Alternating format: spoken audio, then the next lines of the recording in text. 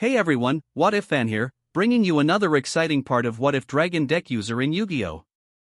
Zexal. You can find the fanfic title and the original author's name in the description below. Make sure to check it out and show them some love. If you enjoy the video, don't forget to like, subscribe, and ring that notification bell so you never miss an upload. Quick update. What If Ninja in Jujutsu Kaisen is now on hold, since we've caught up with the author. So now, I need your help picking the next project for the channel. I'm currently deciding between these three fanfics. What if Reborn is Goku clone? What if Natsu has dual elements? What if Transmigrated in one piece and becoming a marine?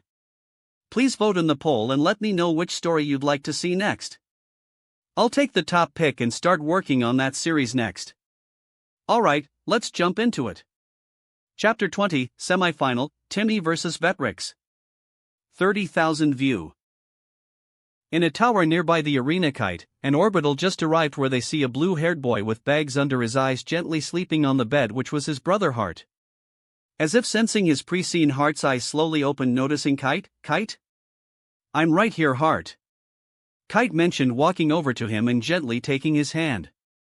You lost the World Duel Carnival, did you? Heart asked him softly. Kite frowned. Quentin managed to force a draw. And GG, good thing too, CC, cause the photon transformation was KK killing him. Orbital mentioned in relief. Heart's eyes widened, having was never told that. Wait, what? Kite, is that true? Kite glared at Orbital. I'm fine, Heart, the important thing is that you're alright. Orbital visibly flinched from it. Oh, ops. He then tried to change the subject. Anyway, Kite has something to ask you about, Heart. You do? Heart asked Kite, hearing that. I don't have anything to ask you, but there's someone I need to talk with you about. Kite mentioned before frowning. His name is Timothy Wixen. Dextra said something about that name. He beat you? Heart asked. Technically, but that was before the tournament. He's one of the 4 finalists though. Kite frowned before telling Heart what Timmy revealed. Heart's eyes widened a bit. He sounds like me, except he almost has no one. Yeah, Master Kite. Orbital cried suddenly. His duel is about to start. They turned where Orbital formed a holographic screen for them to see, where Mr. Heartland announced, in our first semifinals duel, the winner was an unexpected one. The underdog duelist, Yuma Tsukumo. Yuma's picture appeared, which Heart softly smiled, remembering his interactions with said boy. Yuma will take on the winner of the upcoming semifinals duel. Now let's meet the two who will fight in our next face-off. At that, the screen shifted to the field where they see someone walking up. With a past shrouded in mystery, not much is known about him except that his dueling skills leave the competition speechless. Give it up for the masked dueling Marvel Vetrix. The crowd cheered loud at the smirking mutated man-child walking to the field. Heart visibly shuddered hard, remembering him from a while back. Vetrix, of course he'd be involved. If I only saw Quentin's trap coming, I could have been there to take him down personally. Kite frowned. Then Mr. Heartland's picture appeared, announcing, and ready to face him, a remarkable young man that has a summoning method unlike anything we'd ever seen, and one that is really difficult to take down. Put your hands together for Timothy Wixen. At the other side of the arena, they see Timmy walking to the field with a serious look on his face. Kite frowned. Something's very wrong. What do you mean? Heart asked him, confused. His expression, he looks upset about something. Kite frowned. I don't like this. Vetrix must have done something. Earlier, Timmy was walking down the hall for the arena before he heard, "Hey, Tim." Looking over, he sees Yuma running before stopping in front of him, and grinned, "I'm totally rooting for you to win. Cause I want to take you on again here, and Vetrix is a real creep. So duel the pants off him, will ya?" Timmy stared before closing his eyes. Can I be honest with you, Yuma? Sure, what is it? Yuma asked. I'm not sure if I can manage to beat him. But I'll still hold confidence that I will beat him. Timmy said before looking up with a small grin, so I'll be sure to knock his pants off. Turning to Astral, he nodded, and I'm interested over this Zexal you done a while back with Utopia Ray, so I'll be sure to beat Vetrix for me to face them myself, Astral. Just be careful, I fear this duel may be your most dangerous yet. Astral frowned. Timmy nodded. That reminds me, can you do me a favor, Yuma? Said boy listened as Timmy requested, can you stay close to Anna? I feel something really bad is gonna happen, and I trust you in case it happens where she's at. Huh, sure, I'll go over right now. Yuma nodded before running to find Anna. Timmy stared before arriving at the arena with a serious look just as Mr. Heartland's speech is finished. Put your hands together for Timothy Wixon. He stands staring at Vetrix, who smirked over as the field raised. Now that both duelists have arrived, we'll elevate the skates and take this duel to the next level in our state-of-the-art sky field. As it raised, Vetrix starts a conversation. To be honest, I thought I faced Kite in the semifinals. But you'll have to do Timothy Wixon. The one who's gonna be beaten is you. Timmy glared at him. Temper. Vetrix said with a shrug, but one I can use. What does that mean? You'll see. Vetrix smirked, readying his duel disc while Timmy frowned but readied his. Oh, and both duelists are ready for this duel of the century to begin. But who will go home the winner? Will it be Vetrix or Timmy? Mr. Heartland asked. If I had a seat, I'd be on its edges. Vetrix suddenly starts laughing. What's so funny? Timmy questioned. I just find it very amusing that my nemesis is spying on me right now. Vetrix smirked to him, revealing Dr. Faker is seeing this match, watching him closely. But try as he might, he can't manage to cloak his presence. He looked up with a smirk. I know you're watching, Faker. I do hope you're enjoying the show. This is sound of me taking you down. He stuck his tongue out, blowing a raspberry. At a different location, the blonde-haired man from before chuckled. Good luck with that. It's time to stop the talking and get this show on the road. Timmy called, readying himself. After hearing about everything you done with your kids, Heart, even Shark, and Rio, I'm more than ready to take you down. Then come, kid, let's see who's the better duelist. Vetrix called as his mask glowed. Duel disc ready. Timmy called, readying his duel gazer, and duel gazer, let's go. Duel interface set. Augmented reality vision link established. Let's duel. Dueling theme, Sick of It by Skillet. Timmy, 4000. Hand, 5. Field, nothing. Vetrix, 4000. Hand, 5. Field, nothing. Let the duel commence. Okay, honest thoughts, can Timmy last against someone like Vetrix? Bronk asked in the audience seats, worried. Of course he can. Anna told him before frowning. I just hope he actually does. Vetrix first turn. The first move is mine, kid. Vetrix called. Taking a card from his hand, he placed it on his duel disc. First step is summoning Heraldic Beast Leo. A portal opened before what jumped out was a lion looking fancy, like wearing golden armor, roaring. Attack position. Heraldic Beast Leo. Earth. Level 4. Beast/effect. ATK, 2000. Def, 1000. During the end phase of the turn, this card was normal summoned. Destroy this card. When this card is sent to the graveyard, add one Heraldic Beast monster from your deck to your hand, except Heraldic Beast Leo. You can only use this effect of Heraldic Beast Leo once per turn. Heraldic Beast. Not a deck I heard about. Timmy said, seeing that analyzing Vetrix's tactics. It's pointless to try figuring out what I'll do. Vetrix smirked, activating a card. Next up is the spell, Charged Up Heraldry. At that, a spell showing Leo with a blue-feathered twin-headed eagle wearing gold armor appeared, flying to a crest the same shape as Vetrix's. Charged Up Heraldry. Normal spell card.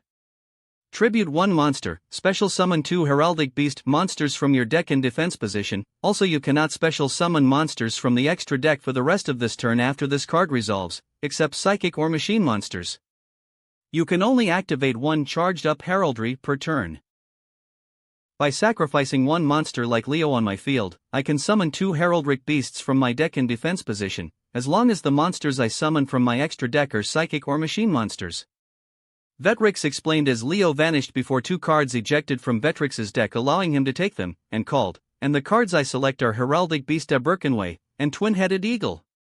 2 portals appeared before the same eagle from Charged Up Heraldry, and a hot pink and black Scales dragon wearing white armor with spikes around its body rose up. Defense position. Heraldic Beast Birkenway. Wind. Level 4. Dragon/Effect. ATK, 1800. Def, 700.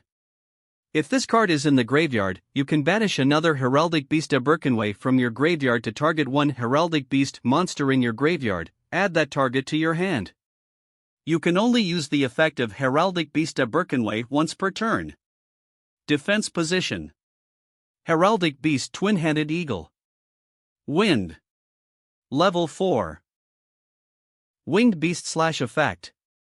ATK, 1200. Def, 1400. You can banish this card from your graveyard to target one face-up XYZ monster you control with no XYZ materials and 2 Heraldic Beast monsters in your graveyard. Attach those monsters from the graveyard to that face-up XYZ monster as XYZ materials. You can only use the effect of Heraldic Beast Twin-Headed Eagle once per turn. 2 level 4 monsters. Torai frowned. Then as Leo was sent to the graveyard, I take 1 Heraldic Beast to my hand.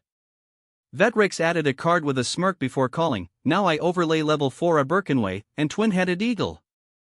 With these 2 Heraldic Beasts I build the overlay network. The 2 glowed green flying in the overlay network above. IXYZ summon, number 8, Heraldic King Genome Heritage. A white mask with 2 flowing yellow manes of hair appeared before morphing into a centaur-like creature with 2 long manes of arm as arms with a blue 08 on its mask looking fancy neighing loud. Attack position. Number 8, Heraldic King Genome Heritage. Light. Rank 4. Psychic Effect XYZ. ATK, 2400. Def, 1800. 2 level 4 Heraldic Beast monsters. Cannot be destroyed by battle, except with a number monster.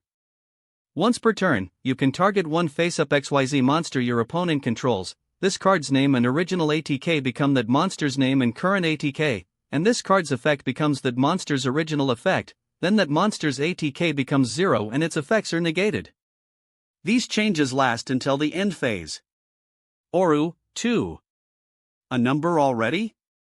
Bronk questioned. 2,400 attack points. Timmy trailed off seeing this. Next up, I activate the field spell, Augmented Heraldry. Vetrix called as Vetrix's crest appeared below them while Timmy looked around. Field Zone. Augmented Heraldry. Field Spell Card. Psychic type XYZ monsters on the field cannot be targeted by spell/trap effects. Once per turn, you can discard 1 Heraldic Beast monster. Add 1 Heraldry spell/trap card from your deck to your hand, except Augmented Heraldry. You cannot normal or special summon monsters during the turn you activate this effect, except Psychic type XYZ monsters and Heraldic Beast monsters, even if this card leaves the field. As long as this card is on the field, all Psychic XYZ monsters can't be targeted by our spell and trap cards.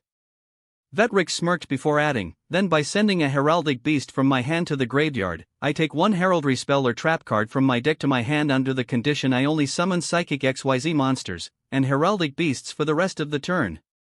He discarded a card before adding a new one before setting a card, finally with 1 card face down. That ends my turn. Your move, kid. Well, this will be difficult. Vetrix's number can't be targeted for Timmy's spells and traps, and is immune to battle by non-numbers, so Timmy has to take it with monster abilities. Astral said to Yuma. Yeah, but he can pull it off. Yuma mentioned. We both saw how tough his deck is. Vetrix's hand, 2/field, Augmented Healdry, Field Zone, number 8, Heraldic King Genome Heritage, Attack Position /ORU, 2, 1 set card. Timmy first turn. Alright, my turn, draw. Timmy called drawing. Placing his drawn card in his hand, he takes a second before calling, and I summon Dragon Archiver, Icalis. Icalis rose up readying. Attack position. Dragon Archiver, Icalis. Wind. Level 3. Pendulum Effect, 3. Dragon Effect Tuner Pendulum. ATK, 1200. Def, 900. Pendulum Effect, Dragon Archiver monsters cannot be targeted by your opponent's card effects. Once per turn, if your opponent controls a Dragon Archiver monster, you can draw one card equal to how many of those monsters they control. Monster Effect, if your opponent summons a monster, target one face-up spell/trap card on the field, destroy that target. If this card is used as material or tribute for a summon of a dragon monster, you can pay 1000 LP. That summon monster can attack all monsters your opponent controls once each. You can only activate this effect of Dragon Archiver Icalis once per turn. Then I activate the spell, Archiving Bookshelf. Timmy added using a spell. Archiving Bookshelf. Normal spell card. Add one Dragon Archiver or one spell/trap that lists Dragon Archiver in its text from your deck to your hand. If you do, you can target one Dragon Archiver monster you control. Give control of that target to your opponent. During your main phase, except the turn this card was sent to the GY, you can banish this card from your GY, target one Dragon Archiver monster your opponent controls, take control of that target. You can only activate one Archiving Bookshelf once per turn. I take Library of the Dragon Archivers from my deck to my hand, then give Icalis to you. He takes the card as Icalis flew over, standing over Vetrix's field while the manchild watched intrigued. He gave him his monster? Hart asked in surprise. Yeah, he did. That's his strategy. Kite answered. Timmy then called, next up is Marketing Archive. Marketing Archive. Normal spell card. If you control no monsters, special summon one level 4 or lower Dragon Archiver monster from your deck in defense position to either player's field. If your opponent activates the effect of a Dragon Archiver monster while this card is in your GY, you can banish one card from your GY, add one Dragon Ritual monster, or one Archiver Ritual from your deck or GY to your hand. You can only activate this effect of Marketing Archive once per turn. With no monsters on my field, I can summon a level 4 or lower Dragon Archiver to either field in defense position. Timmy called before saying, so now I summon Dragon Archiver, Relato come back. Relato popped up in defense. Defense position. Dragon Archiver, Relato. Dark. Level 4. Pendulum Scale, 7. Dragon Effect Pendulum. ATK, 2000. Def, 1900. Pendulum Effect, Dragon Archiver monsters cannot be targeted by your opponent's card effects. Once per turn, if your opponent doesn't control a Dragon Archiver monster, you can target one monster on the field, negate its effects until the end phase. Monster Effect, when this card is summoned, target one level 4 or lower monster your opponent controls, take control of that target until the end phase. If this card is used as material or tribute for a summon of a dragon monster, your opponent cannot target the summoned monster with card effects. You can only activate this effect of Dragon Archiver Relato once per turn. Then Relato's ability activates. Since he was summoned, I take back Icalis. Timmy called as Relato blowed before he added, that's only part 1. Vetrix raised an eyebrow before noticing Icalis glowing charging magic. Since Icalis' opponent just summoned a monster, you're forced to destroy a spell or trap card on the field. Awesome, and since Timmy doesn't have any spell or trap cards, Vetrix has to destroy one of his own cards. Yuma grinned. Vetrix only smirked. And face up at that. Rather interesting, since I only have a face up spell. So Augmented Heraldry be gone. His field spell card appeared before shattering, where Vetrix's crest from below them shattered back just before Relato grinned to Icalis, who grinned back before flying back under Timmy's control. Would you look at that? Our young pendulum player not only forced Vetrix to destroy his field spell, but also has 2 monsters on his own field. Mr. Heartland announced with a grin, but what can Timmy be planning since his monsters are not the same level? Anna only smiled from the audience, knowing exactly what Timmy was planning. First up next, I used the field spell, Library of the Dragon Archivers. At that the library bookshelves appeared around them. Field Zone. Library of the Dragon Archivers. Field Spell Card. If a player activates the effect of a Dragon Archiver monster, that player gains 300 LP. Cards and effects cannot be activated in response to Dragon Archiver monster effects. Once per turn, if a monster is special summoned from the extra deck by using a Dragon Archiver monster as material, or ritual summoned by tributing a Dragon Archiver monster, the player that summoned that monster can activate one of these effects. Draw one card. Target one other monster on the field, destroy that target. Banish one card from both players' GYs.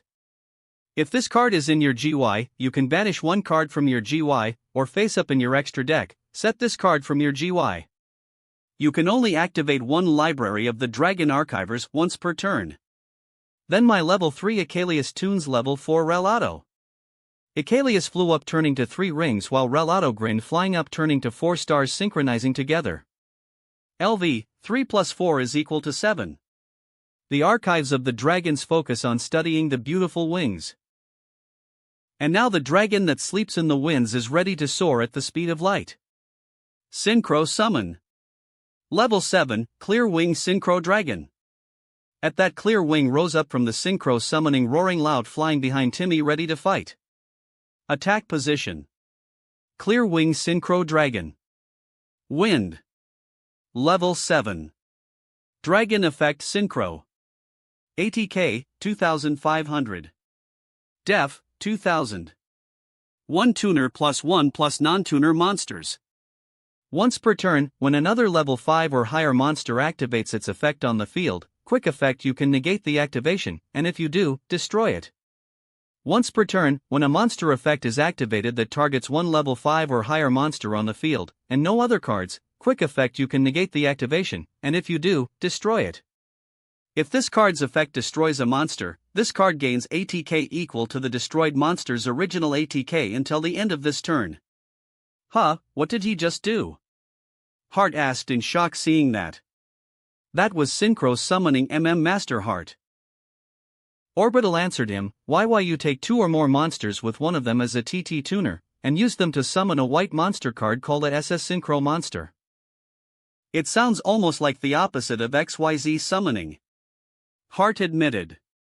Timmy then called, then as Relato was used to synchro summon a dragon, you can't target Clear Wing for card effects. Clear Wing cannot be targeted for your opponent's card effects. Library gives a player 300 points every time they use a Dragon Archiver's special ability. Timmy added as he glowed. Timmy, 4300/hand, 3.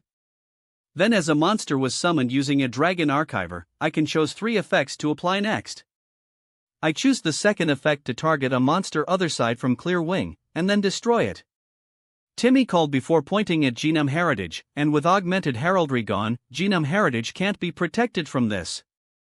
Like he said, magic build on Genome Heritage as it neighed in agony from the spells before shattering in a big explosion while Vetrix braced an arm against the shockwaves.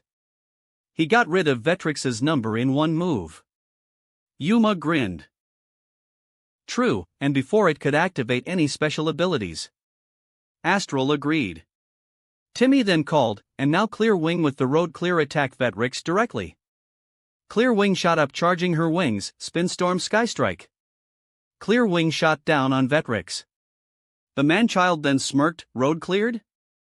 Think again. I activate heraldry change. A trap showing a Birkenway being constructed was flipped. Heraldry change. Normal trap card. When an opponent's monster declares an attack, special summon one Heraldic Beast monster from your hand, then end the battle phase. Ha! Timmy was surprised by the card. Since you're attacking, I can summon a Heraldic Beast from my hand to end the battle phase. Vetrix smirked taking one of the 2 cards from his hand, so now rise, Heraldic Beast Unicorn. What rose was a black armored unicorn neighing as Clear Wing stopped its attack flying back to Timmy. Defense position. Heraldic Beast Unicorn. Light. Level 4. Beast/effect. ATK, 1100. Def. 1600. You can banish this card from your graveyard to target one psychic type XYZ monster in your graveyard, special summon it. Its effects are negated. You can only use the effect of Heraldic Beast Unicorn once per turn. Oh, so close. Timmy although destroyed most of Vetrix's forces, Vetrix had a quick counter for the attack heading his way. It's safe to say Vetrix is a duelist that's capable to be unpredictable. Mr. Heartland announced for everyone seeing this. Anna frowned nervously seeing that. You were too quick for that attack, young man. Vetrix smirked to him. I can sense anger clouding your mind, it's affecting your judgment if you weren't able to see that coming. Timmy grunted at that rebuking. I can assure ya, I'm thinking clearly. Oh, you're not fooling me. I can sense a tremendous amount of anger in you. Probably even one that can rival Kite's own anger. Vetrix said with a smirk. What causes you to have such anger, young man? Is it 'cause I'm reminding you of someone you hate? Or is it 'cause someone similar to me done something in the past? Timmy visibly flinched hearing that, trying to look focused, not answering. Hey, what did Vetrix just do? Bronk questioned. It sounded like he's using to psyche Timmy into mind games, in the end, trying to provoke him to act rashly. Caswell said, worried for him, but Timmy's not that type of person, right? I mean, he doesn't let anything bother him. Anna, however, was frowning. Timmy. After a few more seconds of silence, Vetrix looked at Timmy while his reflection is on his eye. So you're giving me the silent treatment, huh? Very well, if you won't talk, I'll find out another way. Leave me alone. Timmy glared with gritted teeth before looking at his hand. It's not your business to know. He sets a card at that, ending his turn. Timmy's hand, 2/field, Library of the Dragon Archivers, Field Zone. Clear Wing Synchro Dragon, attack position / cannot be targeted to card effects. 1 set card. Timmy, 4300. Hand, 2. Field, Library of the Dragon Archivers, Field Zone, Clear Wing Synchro Dragon, attack position / cannot be targeted to card effects, 1 set card. Vetrix, 4000. Hand, 1. Field, Heraldic Beast Unicorn, defense position. Vetrix second turn. Oh, did I struck a chord? Seems like I am on the right track to find out. Vetrix smirked while drawing. Taking a card he called, let us start the excavation of your mind with Heraldry Reborn. A spell showing his crest appeared with chains. Heraldry Reborn. Normal spell card. Target one heraldic beast monster in your graveyard, special summon it. With this card, I take one heraldic beast from the graveyard and summon it. So rise again, heraldic beast Leo. Chains went in the graveyard before it pulled out Leo roaring. Heraldic beast Leo, attack position. And now I overlay Leo and Unicorn. With these two level 4s I build the overlay network. Vetrix called as the two glowed before flying up, entering the overlay network above. I XYZ summon, number 18, Heraldry Patriarch. A large crystal rose before opening, showing a red swirling vortex-like core with a fin-like blade around with a yellow 18 on it. Attack position. Number 18, Heraldry Patriarch. Light. Rank 4. Psychic effect XYZ. ATK, 2200. Def, 2200. 2 level 4 monsters. Cannot be destroyed by battle, except with a number monster. Once per chain, during either player's turn, if 2 or more monsters with the same name are on the field, you can detach one XYZ material from this card, choose one monster among those with the same name, and destroy all other monsters with that name. While this card remains face-up on the field, your opponent cannot summon monsters with the same name as any of the monsters chosen for this card's effect. If this card is sent to the graveyard, you can send 2 heraldic beast monsters from your deck to the graveyard. Oru, 2. Another number. Astral frowned. Then I activate the continuous spell, Heraldry Arc. A continuous spell showing a large demonic monster against Neo Galaxy Eyes appeared. Face up. Heraldry Arc. Continuous Spell card. When this card activates, you can add one Heraldic Beast from your deck to your hand. When a Psychic XYZ monsters with the same name as one monster on the field attacks, your opponent cannot activate cards or effects until the end of the damage step. If an XYZ monster your opponent controls activates its effect, quick effect, you can negate the activation. You cannot special summon monsters from the extra deck, except XYZ monsters. You can only activate this effect of Heraldry Arc once per turn. When it activates, I take a Heraldic Beast from my deck to my hand. Vetrix smirked, adding a card. He then smirked, holding the card in between his fingers. Now do you honestly think you can be the only one that can do this next move? Timmy looked confused as Vetrix flipped the card with a smirk. I set scale 3 Heraldic Beast Rhinoceros. No way. Anna cried in disbelief. Vetrix, how did he manage that? Kite frowned. I placed this card in my pendulum zone. At that, a rhino with black armor rose up, readying. Pendulum. Heraldic Beast Rhinoceros. Earth. Level 4. Pendulum scale 3. Beast effect Pendulum. ATK 1700. Def 1400. Pendulum effect: you cannot pendulum summon monsters, except Heraldic Beast monsters. This effect cannot be negated. All monsters that are special summoned from the extra deck are treated as XYZ monsters, and have ranks equal to their levels. Psychic XYZ monsters you control cannot be destroyed by card effects. Monster effect: when this card is normal or special summoned, you can add one heraldry spell/trap from your deck to your hand. If this card is targeted for an attack, you can destroy both the attacking monster and this card before applying damage calculation. You can only activate each effect of Heraldic Beast Rhinoceros. To say Timmy completely not expecting this sums it up. He never expected Vetrix of all people to use pendulum summoning, and now he's using it against him. He wonders what else Vetrix has. As long as Rhinoceros is in my pendulum zone, all monsters from the extra deck become XYZ monsters, and have ranks equal to their levels.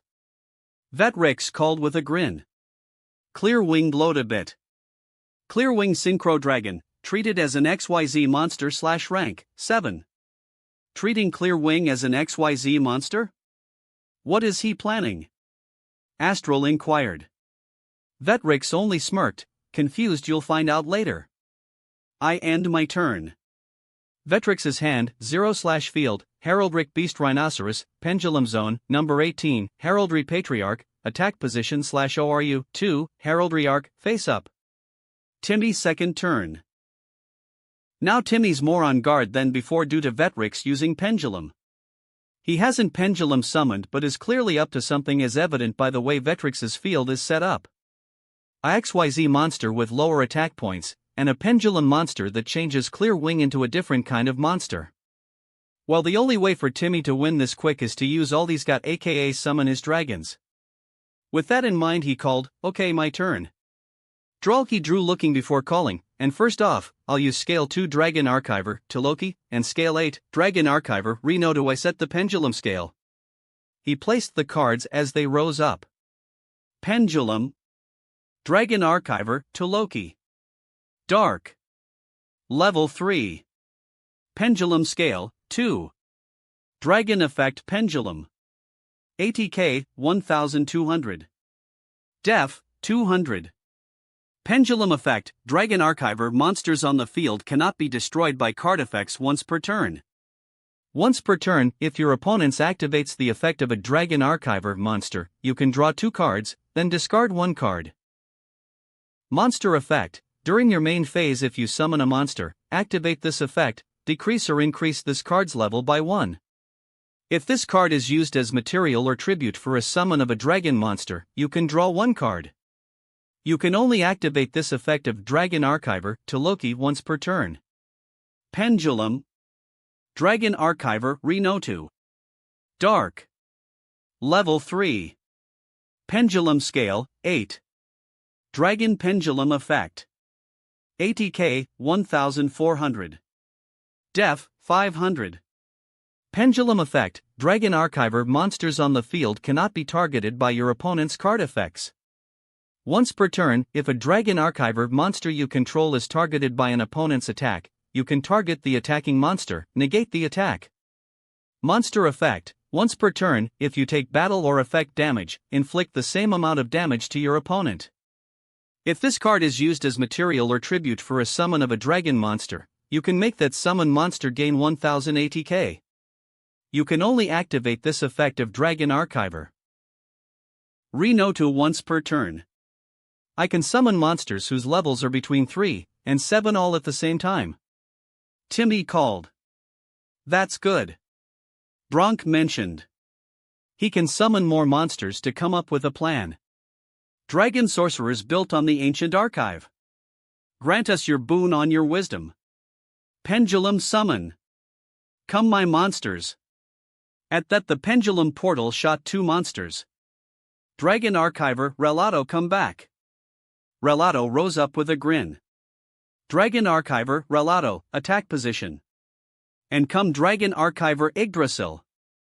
Yggdrasil popped up readying. Attack position. Dragon Archiver Yggdrasil. Wind. Level 4. Pendulum scale, 7. Dragon Pendulum effect. ATK, 1500. Def, 800. Pendulum effect. Dragon Archiver monsters on the field gain 300 ATK. Once per turn, if your opponent activates the effect of a Dragon Archiver monster, you can change the effect to where it's as if you activated that effect instead. Monster effect. At the start of your battle phase, target one monster you control. That monster gains 1000 ATK until the end of the battle phase. If this card is used as material or tribute for a summon of a dragon monster, you can special summon one level 4 or lower Dragon Archiver monster from your deck to either player's field in defense position. You can only activate this effect of Dragon Archiver Yggdrasil once per turn. Hart has so many questions. What is pendulum summoning? How did he summon a monster from the graveyard? What's going on with the cards he placed in the spell/trap zone? Seeing his expression, Kite put a hand on his shoulder. I'll explain everything after the duel. Hart looked at him before nodding as they turned back. Now I overlay Relato and Yggdrasil. The two blowed flying in the overlay network. The archives of the dragons focus on studying the treacherous fangs. And now the dragon that sleeps in the pitch-black darkness is ready to fight all those foolish enough to oppose it. XYZ Summon. Rank 4, Dark Rebellion XYZ Dragon. Dark Rebellion popped up roaring. Attack position. Dark Rebellion XYZ Dragon. Dark. Rank 4. Dragon Effect XYZ. ATK, 2500. Def, 2000. 2 level 4 monsters. You can detach 2 materials from this card, then target one face-up monster your opponent controls. Its ATK becomes half its current ATK, and if it does, this card gains that lost ATK. Oru, 2. Trying to end this duel quickly, are you? Vetrix smirked, recognizing what he's doing. Timmy grunted before calling, well, since I summoned Dark Rebellion using a Dragon Archiver, library allows me to draw a card. He drew at that before calling. Yggdrasil was used to summon a dragon. I get to summon Dragon Archiver Williamston to your field in defense position. At that Williamston rose up. Defense position. Dragon Archiver Williamston. Dark. Level 1. Pendulum scale, 10. Dragon effect pendulum. ATK, 100. Def, 1300. Pendulum effect. Dragon Archiver monsters on the field cannot be targeted by your opponent's card effects. Once per turn, if a Dragon Archiver monster is destroyed by battle or by card effect, you can draw one card. Monster effect. During your draw phase, special summon one monster from your hand, but negate its effects. Also, this card's level becomes the same level as that monster. If this card is used as material or tribute for a summon of a dragon monster, you can inflict 1000 damage to your opponent. You can only activate this effect of Dragon Archiver Williamston once per turn. Timmy, 4600/hand, 2. Then I activate my facedown, archiving employment.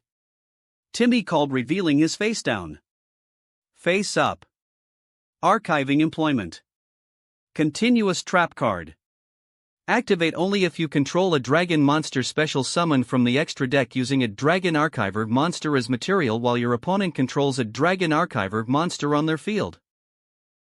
All monsters on the field that are special summoned using a dragon archiver monster as material, or that are ritual summoned by tributing a dragon archiver monster, are treated as dragon archiver monsters. During each player's end phase, if they control a dragon archiver monster, they can draw one card. You can only control one archiving employment. As long as it's on the field, every monster that's summoned with a dragon archiver become dragon archivers. Clear Wing Synchro Dragon, treated as a dragon archiver. Dark Rebellion XYZ Dragon, treated as a dragon archiver. That's awesome, Timmy's in a great spot. Bronk grinned. Now I activate Dark Rebellion's ability. Timmy called as his XYZ Dragon glowed. So now, by using 2 overlay networks, Dark Rebellion takes half of Heraldry Patriarch's attack points for himself. Treason Discharge. Timmy, 4900/hand, 2. Dark Rebellion takes the units. ORU, 2-1-0, before his wings readied, firing lightning at Patriarch. Vetrix only smirked, again you're too hasty. I activate Heraldry Arc's effect. His continuous spell glowed, since your XYZ monster is using its ability, Arc's effect negates it. Timmy quickly countered, I use Studying Forbidden Archives. Studying Forbidden Archives. Quick play spell card. Target cards on the field up to the number of face-up dragon archiver monsters on the field, negate their effects, and if you do, they are unaffected to your opponent's card effects this turn. If you take battle or effect damage while this card is in your GY, you can banish this card from your GY, gain LP equal to that damage. You can only activate one Studying Forbidden Archives once per turn. I take cards on the field equal to the number of dragon archivers on the field, and negate their effects, and prevent them from being affected to your effects this turn. Timmy called before adding, so Heraldry Patriarch and Arc lose their effects. Number 18, Heraldry Patriarch. Effects negated/unaffected to Vetrix's card effects. Heraldry Arc, effects negated/unaffected to Vetrix's card effects. Vetrix shrugged as Timmy called, and with Arc's effect negated, Dark Rebellion's ability is still happening. The lightning shocked binding Patriarch while Vetrix watches. Heraldry Patriarch, ATK, 2200 divided by 2 is equal to 1100. Dark Rebellion XYZ Dragon, ATK, 2500 plus 1100 is equal to 3600. If this works, Timmy wins.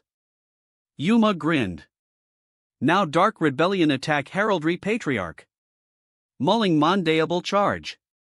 Dark Rebellion charged down, swinging its jaw blade at Heraldry Patriarch's core, destroying it as Vetrix stepped back. Vetrix, 1500/hand, 0. Well, not bad, but due to Patriarch's special ability, I take 2 Heraldic Beasts from my deck, and summon them out in defense position. Vetrix called it that. That won't help him, Williamston's still in attack position and only has 100 attack points. Bronk grinned. That's just enough for Clear Wing to finish him off. Actually, it's in defense position. Astral said to them, which Yuma voiced for them, Yggdrasil only summons its monsters in defense position. Well, he can still destroy it. Torai mentioned. Now rise up Heraldic Beast Basilisk, and Heraldic Beast Burner's Falcon. Vetrix called as a falcon with a basilisk rose up in defense while he adds a card from Leo's effect. Defense position. Heraldic Beast Basilisk. Earth. Level 4. Beast/effect. ATK, 1000. Def, 1400. After damage calculation, destroy any opponent's monster that battles this card. Defense position. Heraldic Beast Burner's Falcon. Wind. Level 4. Winged Beast/effect. ATK, 1000. Def, 1600. When this card is summoned, you can make all face-up level 5 or higher monsters you currently control become level 4. Timmy grunted more at this before calling, "Alright, clear wing target, Williamston." Clear wing shot up before charging down at a fast speed, tackling through Williamston, destroying it while Vetrix watches with a clear smirk. "Just a little more," Kathy mentioned. "Then you and Timmy can have a great final match." "Yeah, I'm looking forward to that." Yuma smiled. Vetrix only smirked at this. "Well, young man, like I said, you're too hasty. You're trying to end this duel quickly." "Why do you care?" Timmy asked with a glare. "As what I was told by Quattro, you take your time for strategies and plans, but you're only making quick moves. It shows that you truly do have something angering you, and I am that object." Vetrix smirked to him, which Timmy flinched a bit. "So again, what is it you have that causes you to have this bout of anger?" "It's not any of your business," Timmy yelled with a glare. "Oh no? Then why are you getting defensive?" Vetrix asked him to provoke him further. "I can also sense a growing darkness within you. Its growth had stopped a while back, but as we speak it's growing again, showing me multiple things. Sadness. Lonesome. Hatred. Anger. And most notably, betrayal." Timmy gasped with really widened eyes hearing that. "What's he doing?" Kathy questioned. "Aren't you hearing him, Kathy?" Caswell asked her. "We can all hear Vetrix clearly." "I can hear him. I mean, what's he up to?" she told him. "I don't like this." "Neither do I." Astral agreed. "Maybe you guys don't notice Timmy reacted strongly to when Vetrix said betrayal?" Bronk asked, hearing that. "But what betrayal?" Torai asked, turning to Anna. "What's he talking about?" Anna shrugged, having no idea, as they too turned back. Timmy still looked stunned before asking, How did you know?" "My boy, I am more than you think." Vetrix smirked to him. "I can definitely sense someone betrayed your trust, and done something rather terrible." Timmy then grunted, glaring at Vetrix, gaining a sudden furious expression which surprised almost everyone. Even Vetrix gained a small surprised look from his sudden expression. "Timmy!" Anna whispered in shock, seeing that. "Shut up! Don't you dare continue. I want to forget about what happened. That memory scarred my heart for my life. So shut up!" Timmy yelled. Vetrix stared before then grinning. "Looks like I found what causes you off your rocker. Well, let's find out closer, shall we?" "I said shut up!" Timmy yelled further before saying, "I end my turn. During the end phase, archiving employment allows me to draw since I have a Dragon Archiver on the field." Timmy's hand, 2/field, Dragon Archiver, to Loki, Pendulum, Dragon Archiver, Renotu, Pendulum. Clear Wing Synchro Dragon, attack position / treated as a Dragon Archiver, an XYZ monster / rank 7 / cannot be targeted to opponent's card effects. Dark Rebellion XYZ Dragon, attack position / treated as a Dragon Archiver / ATK, 3600, archiving employment, face up. Timmy, 4900. Hand, 2. Field, Library of the Dragon Archivers, Field Zone, Dragon Archiver, to Loki, Pendulum, Dragon Archiver, Renotu, Pendulum. Clear Wing Synchro Dragon, attack position / treated as a Dragon Archiver, an XYZ monster / rank 7 / cannot be targeted to opponent's card effects. Dark Rebellion XYZ Dragon, attack position / treated as a Dragon Archiver / ATK, 3600, archiving employment, face up. Vetrix, 1500. Hand, 1. Field, Heraldric Beast Rhinoceros, Pendulum Zone, Heraldic Beasts Burner's Falcon, defense position, Heraldic Beast Basilisk, defense position, Heraldry Arc, face up. Q theme, Defiance by Never Wake. Vetrix third turn. You can't hide it from me. Vetrix smirked, drawing, I draw. Looking at his drawn card, he looked to the furious little boy in front of him. This bout of anger is greater than Kite's. But it's still not enough, it needs one more push. With it he called, and to start, I use scale 5, Heraldic Beast Antelope in the Pendulum Zone. At that, a antelope rose up behind Rhino. Pendulum. Heraldic Beast Antelope. Wind. Level 4.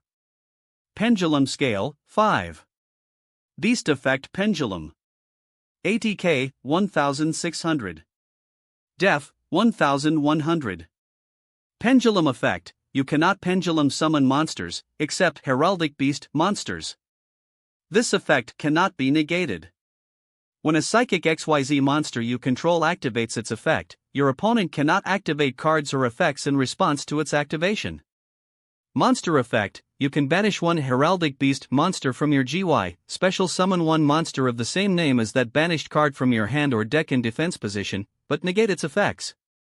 You can only activate this effect of Heraldic Beast Antelope once per turn. Now he has a pendulum scale too, but his monsters can't be pendulum summoned from the graveyard, right? Yuma recalled. Yes, pendulum monsters return to your extra deck when destroyed, but Vetrix has only revealed 2, so at best he can summon one monster from his hand. Astral nodded, confirming how they saw pendulum summoning work before. Now I activate the spell, number of safe return. Vetrix called using a spell. Number of safe return. Normal spell card. Target one number XYZ monster in your GY, return that monster to the extra deck, and if you do, after this effect resolves XYZ, summon that monster from your extra deck by using monsters you control as XYZ materials, and if you do, attach this card as additional XYZ material, then it gains the following effects. If this card is XYZ summoned while you control less cards than your opponent, you can destroy all spell/traps your opponent controls. Once per turn, if your opponent declares an attack that targets this card, you can negate that attack. You cannot special summon other monsters the turn you activate this card. You can only activate one number of safe return once per turn. By returning Genome Heritage back to my extra deck, I can then XYZ summon it again. Vetrix called a Genome Heritage returned back only for Basilisk, and Burner's Falcon to flew in the overlay network again. He's bringing his number back. Bronk frowned. Return again, number 8, Heraldic King Genome Heritage. Genome Heritage sealed form rose again before forming into it again, neighing. Number 8, Heraldic King Genome Heritage, attack position/gains effects from number of safe return/ORU, 2. Then number of safe return becomes one of Genome Heritage's overlay units. The card formed into a overlay unit attaching itself to Genome Heritage. Genome Heritage, ORU, 2 to 3. And since I have less cards than you do, all of your spells and traps are destroyed. Shocked Timmy watched as library, Renotu, Toloki, and employment all shattered, leaving only Dark Rebellion and Clear Wing no longer treated as Dragon Archivers. Seeing that, Heart shuddered fearfully as Kite frowned. Something's about to happen. Kite frowned. Then I activate Genome Heritage's special ability. Vetrix called as Genome Heritage charged its hair like arms, grabbing Dark Rebellion as it roared, feeling its power getting stolen. Now Genome Heritage becomes a copy of an XYZ monster on your field until the end of your turn, and your original monster's attack points becomes 0 until the end of this turn with its effects negated. Genome Heritage, name, Dark Rebellion XYZ Dragon/ATK, 2400 plus 100 equals 2500/gains Dark Rebellion XYZ Dragon's effects. Dark Rebellion XYZ Dragon, effects negated/ATK, 3600 minus 1100 minus 2500 is equal to 0. Genome Heritage transformed into Dark Rebellion with its mask on Dark Rebellion's face. No way, he just stole Timmy's monster. Bronk cried in shock as Clear Wing roared at the fake Dark Rebellion angrily. Regrettably, as I can't target your monster due to Relato's effect from earlier, I can do this. Genome Heritage attacked Dark Rebellion with Mauling Mondeable charge. The fake Dark Rebellion charged forward at Dark Rebellion before Vetrix gestured to his spell, then Heraldry Arc's effect since its effects no longer negated. So now as a psychic XYZ monster with the same name as one monster on your field is attacking, there's nothing you can do to stop it. Genome Heritage with Dark Rebellion's abilities tackled through it as it roared in agony, shattering while Timmy was pushed back, crying out, landing on the floor of the arena. Timmy, 2400/hand, 2. Timmy. Anna cried in horror seeing that. Timmy slowly stands up, glaring at Vetrix. You stop at nothing to use everything at your disposal. You use your own sons as pawns for your quest for revenge. You also steal my friend's power. And you don't care. You don't care what it brings, you only care about Dr. Faker defeated on your heels. Exactly. All that mattered to me all my life now is exacting my revenge on Dr. Faker for betraying me and Kazuma. Vetrix agreed with a smirk. Everything has a use, and when they're done, they're useless. My sons serve their purpose, just as Dark Rebellion did. Don't you dare diss my friends. Timmy yelled outraged at that. You can say all you want about me, but don't you dare disrespect my friends. Friends? Cards are your friends? What a silly notion. Vetrix smirked to him, and what a hypocrite you are, aren't ya? Timmy froze looking at Vetrix, who told him, I told you before, I can sense the darkness in you, and it tells me many of things the more angry you are. Including that not only you're betrayed, you're the same as me, seeking revenge, no matter the cost. This doesn't make any sense. What is he talking about? Bronk questioned. Revenge, against who? Do you want me to look deeper to tell them, or tell them yourself? With that ultimatum question, Timmy closed his eyes tight, feeling frustrated and shameful from what Vetrix is saying. Vetrix is correct, he was betrayed, and wants revenge against that person no matter the price. The darkness that almost consumed whole that he talked about with Dextra and Anna was not only feeling alone and despair, was also rage. But rage on who? With a deep breath, Timmy said, You're right. Vetrix raised an eyebrow before the boy continued, About what you said. I was like you, wanting revenge over someone who betrayed me, no matter what the price may be. It was after my grandmother passed away. And during my years with my parents, I never felt so betrayed from what happened. But what makes me different from you? He glared at Vetrix, is that I realized that getting revenge in the end brings you nothing but more despair and more hopelessness. And that makes me no different than those people. You'll only be as bad as they are once you go through the point of no return. He placed his clenched hand close to his chest, saying, My grandmother sacrificed everything. Everything, so that I can be happy. She never cared how much strain, or how much harder her life becomes, my smile was all she cared about. That was when I realized that if I go through the point of no return, I'd be casting aside everything she had done like it was nothing to me. And that was something I vow to never do. He glared at Vetrix, no matter how tempted I am, or how betrayed, or hurt I was, I will never disrespect my grandmother's wishes for any reason. I will not stoop as low as you are, and take the path of no return. I will not be as bad as my parents are. Timmy. Anna whispered, hearing that. How much did he go through?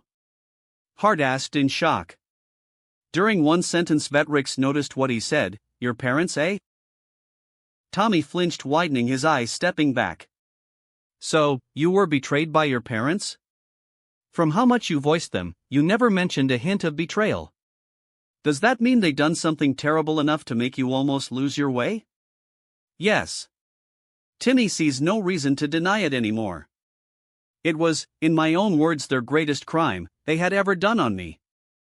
All they done to me to be their perfect image, learn things I was not supposed to, be selfish, and take anything I want no matter the price, and force me to do anything they want me to become.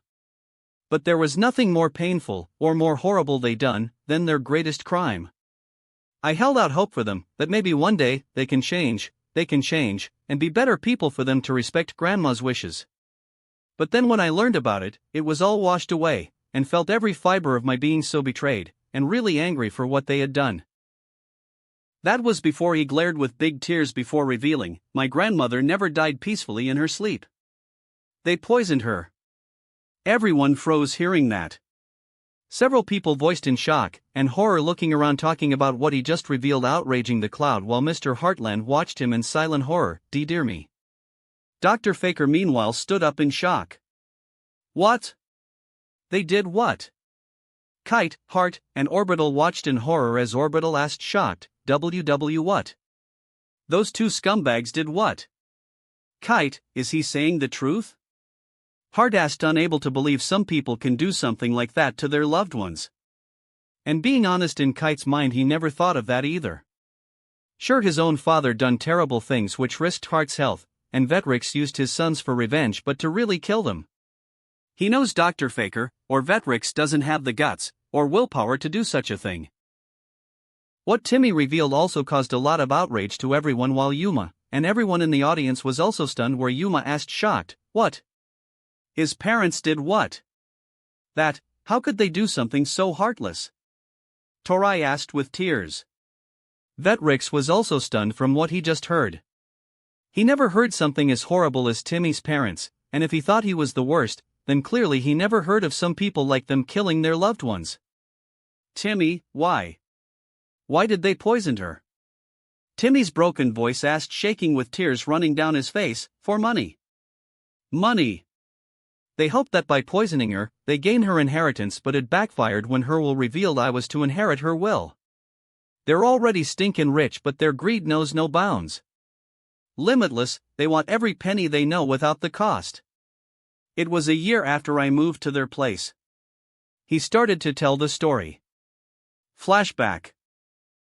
Timmy had gotten done with his daily duties, sighing, wiping sweat off his forehead.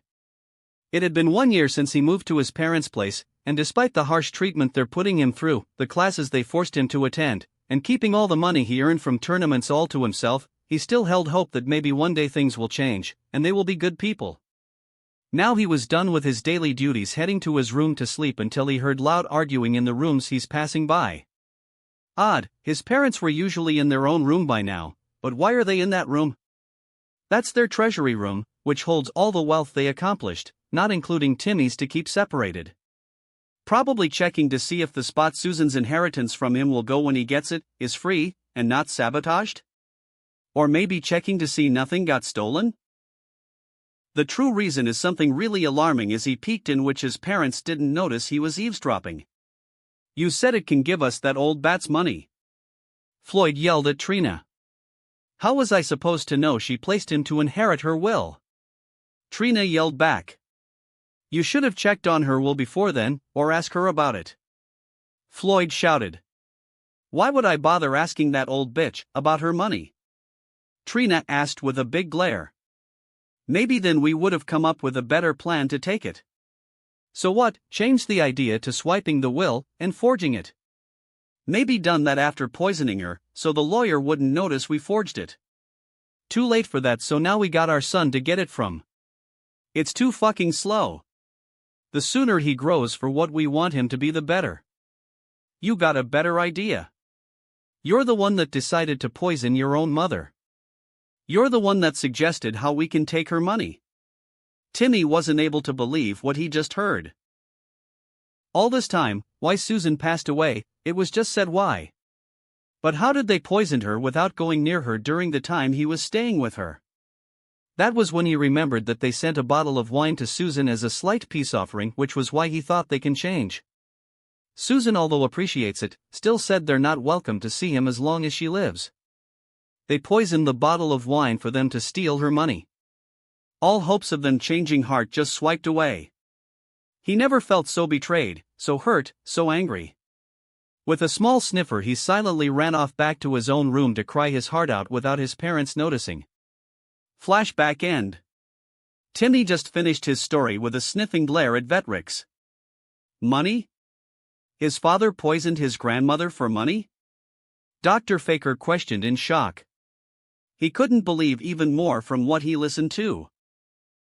He was truthful with Kazuma all those years ago, that money and fame are not what he cares about when finding the interdimensional portal, it was all for heart's sake.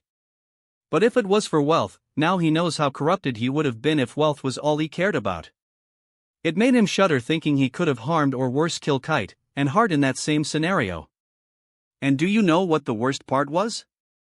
Timmy asked from his orb broken in front them. I did nothing. Nothing. They got enough money to get away with it, even if I provide evidence.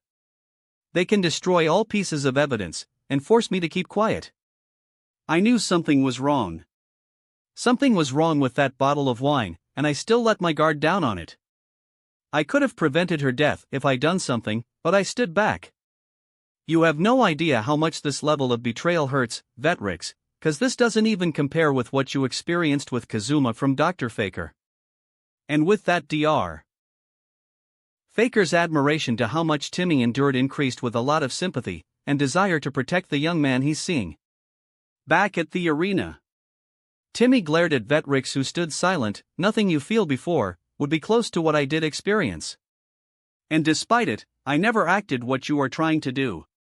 The point of no return is a road many can take in that scenario. But I am not one of those many. I will never disrespect my grandmother's wishes no matter the reason. She done everything for me, and I will always be grateful for what she done for me before then. My only regret was not stopping her from drinking that wine when I have the chance. I will get justice on those two one day for what they done, but that day is far off. Right now, I want to bury the past by settling my life here in Heartland City, and do everything I can to prevent others from going through that exact same scenario. But now, I can't run away from my past. What I can do is face it straight in, and prove I'm stronger than they are. The entire audience was in stunned silence as they just looked at Timmy with sympathy and heartbreak hearing what happened. Vetrix only stared before he raised his hands, and started clapping. What? Yuma questioned seeing that. Timmy blinked seeing this as Vetrix kept clapping before saying, well young Timothy. You really know how to tug the heartstrings. Don't take this as saying I don't believe you. He looked at him. You certainly proven you're stronger than those two pieces of shit really well. That tells everyone he's beyond pissed off even though he's not showing it. However, there is a slight problem. Problem? You said it can't compare with what I have experienced. Vetrix suddenly glared, but you're the one that has no idea how much my own betrayal hurts. My appearance become warped to what you see now as a result of me coming back from Barian world. My boys Trey and Quattro were forced to foster care, so it not only affected me, but my family too. Your own betrayal was only on yourself, but mine was on not only on me, but also Kazuma and my boys. So what you're saying changes nothing for my own plans for revenge. In fact, it only makes my desire for it stronger. Timmy grunted at this before Vetrix pointed at him, and now. He shakes his head. Now, Timothy Wixon, the end for this match is in sight. I can see what I said, can't change your mind. So I'll have to beat you to make you stop.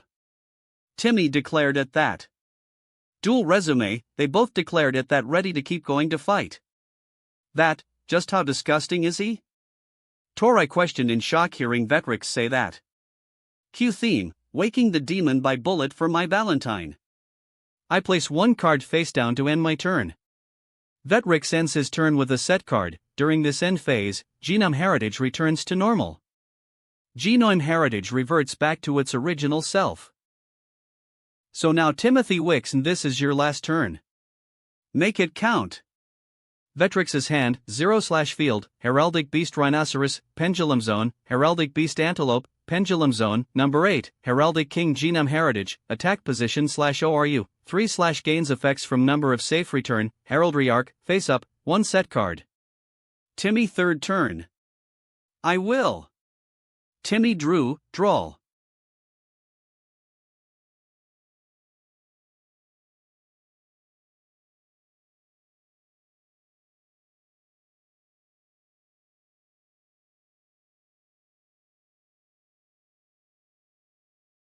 Anna noticed that due to revealing everything she sees in his eyes, relief from letting out all of that now being calm and focused again like before, which means he's about to bring his true expertise. Seeing that though, she still felt her eyes stinging with tears as she wanted to run and embrace him. Looking, Timmy called, now I use Hiring Archive. Hiring Archive. Normal spell card. If you control no Dragon Archiver monsters in the Pendulum Zones, special summon 2 level 4 or lower Dragon Archiver monsters, 1 from your deck, and 1 from your GY, to either player's field. You cannot special summon monsters from the extra deck except Dragon monsters the turn you activate this card. During either player's turn, if a Dragon Archiver monster is targeted for a card effect, you can banish this card to negate the activation. You can only activate 1 Hiring Archive once per turn. With no Dragon Archivers in my Pendulum Zones, I can summon 2 of them from my deck and graveyard to either field. So now Roale from the graveyard and Astuzel from my deck come back. Roale appears with Astuzel readying in defense. Dragon Archiver Roale, defense position. Defense position. Dragon Archiver Astuzel. Dark. Level 4. Pendulum Scale, 6. Dragon Pendulum Effect. ATK, 1400. Def, 1100. Pendulum Effect, Dragon Archiver monsters on the field gain 300 ATK. Once per turn, if your opponent controls a Dragon Archiver monster, you can destroy one spell/trap they control. Monster Effect, during the end phase, banish one card from your opponent's GY. If this card is used as material or tribute for a summon of a dragon monster, you can target one level 4 or higher monster your opponent controls, negate its effects. You can only activate this effect of Dragon Archiver Astuzal once per turn. But they won't be around for long. Timmy called as they both vanished, "'cause I sacrificed them to tribute summon." He closed his eyes, clasping his hands together. The archives of the dragons focus on studying the dichromatic eyes. And now the dragon that sleeps in the high account of Pendulum is ready to show all his power. He opened his eyes, spreading his arms out, tribute summon. Level 7, Odd Eyes Pendulum Dragon.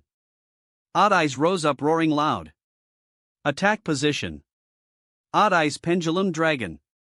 Dark. Level 7.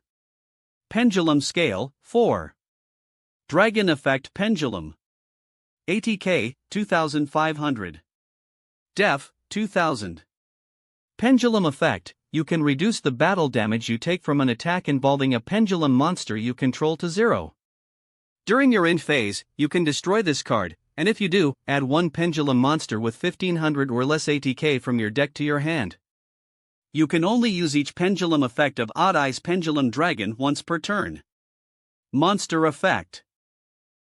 If this card battles an opponent's monster, any battle damage this card inflicts to your opponent is doubled. So that's Odd Eyes. Vetrix trailed off. Next, I activate the spell, Synchronizing Summoning. Timmy added activating a spell which has Junk Warrior in the middle of being used for synchro summoning with a transparent DD sprite at the background. Synchronizing Summoning. Normal spell card. If you control a synchro monster, you can target one monster on the field. That monster becomes a tuner monster this turn. Also declare one number from 1 to 8, that monster's level becomes equal to the number you declared, and if you do, when this effect resolves, synchro summon one synchro monster from your extra deck using monsters you control, including that targeted monster as synchro material, and if you do, it gains the following effect.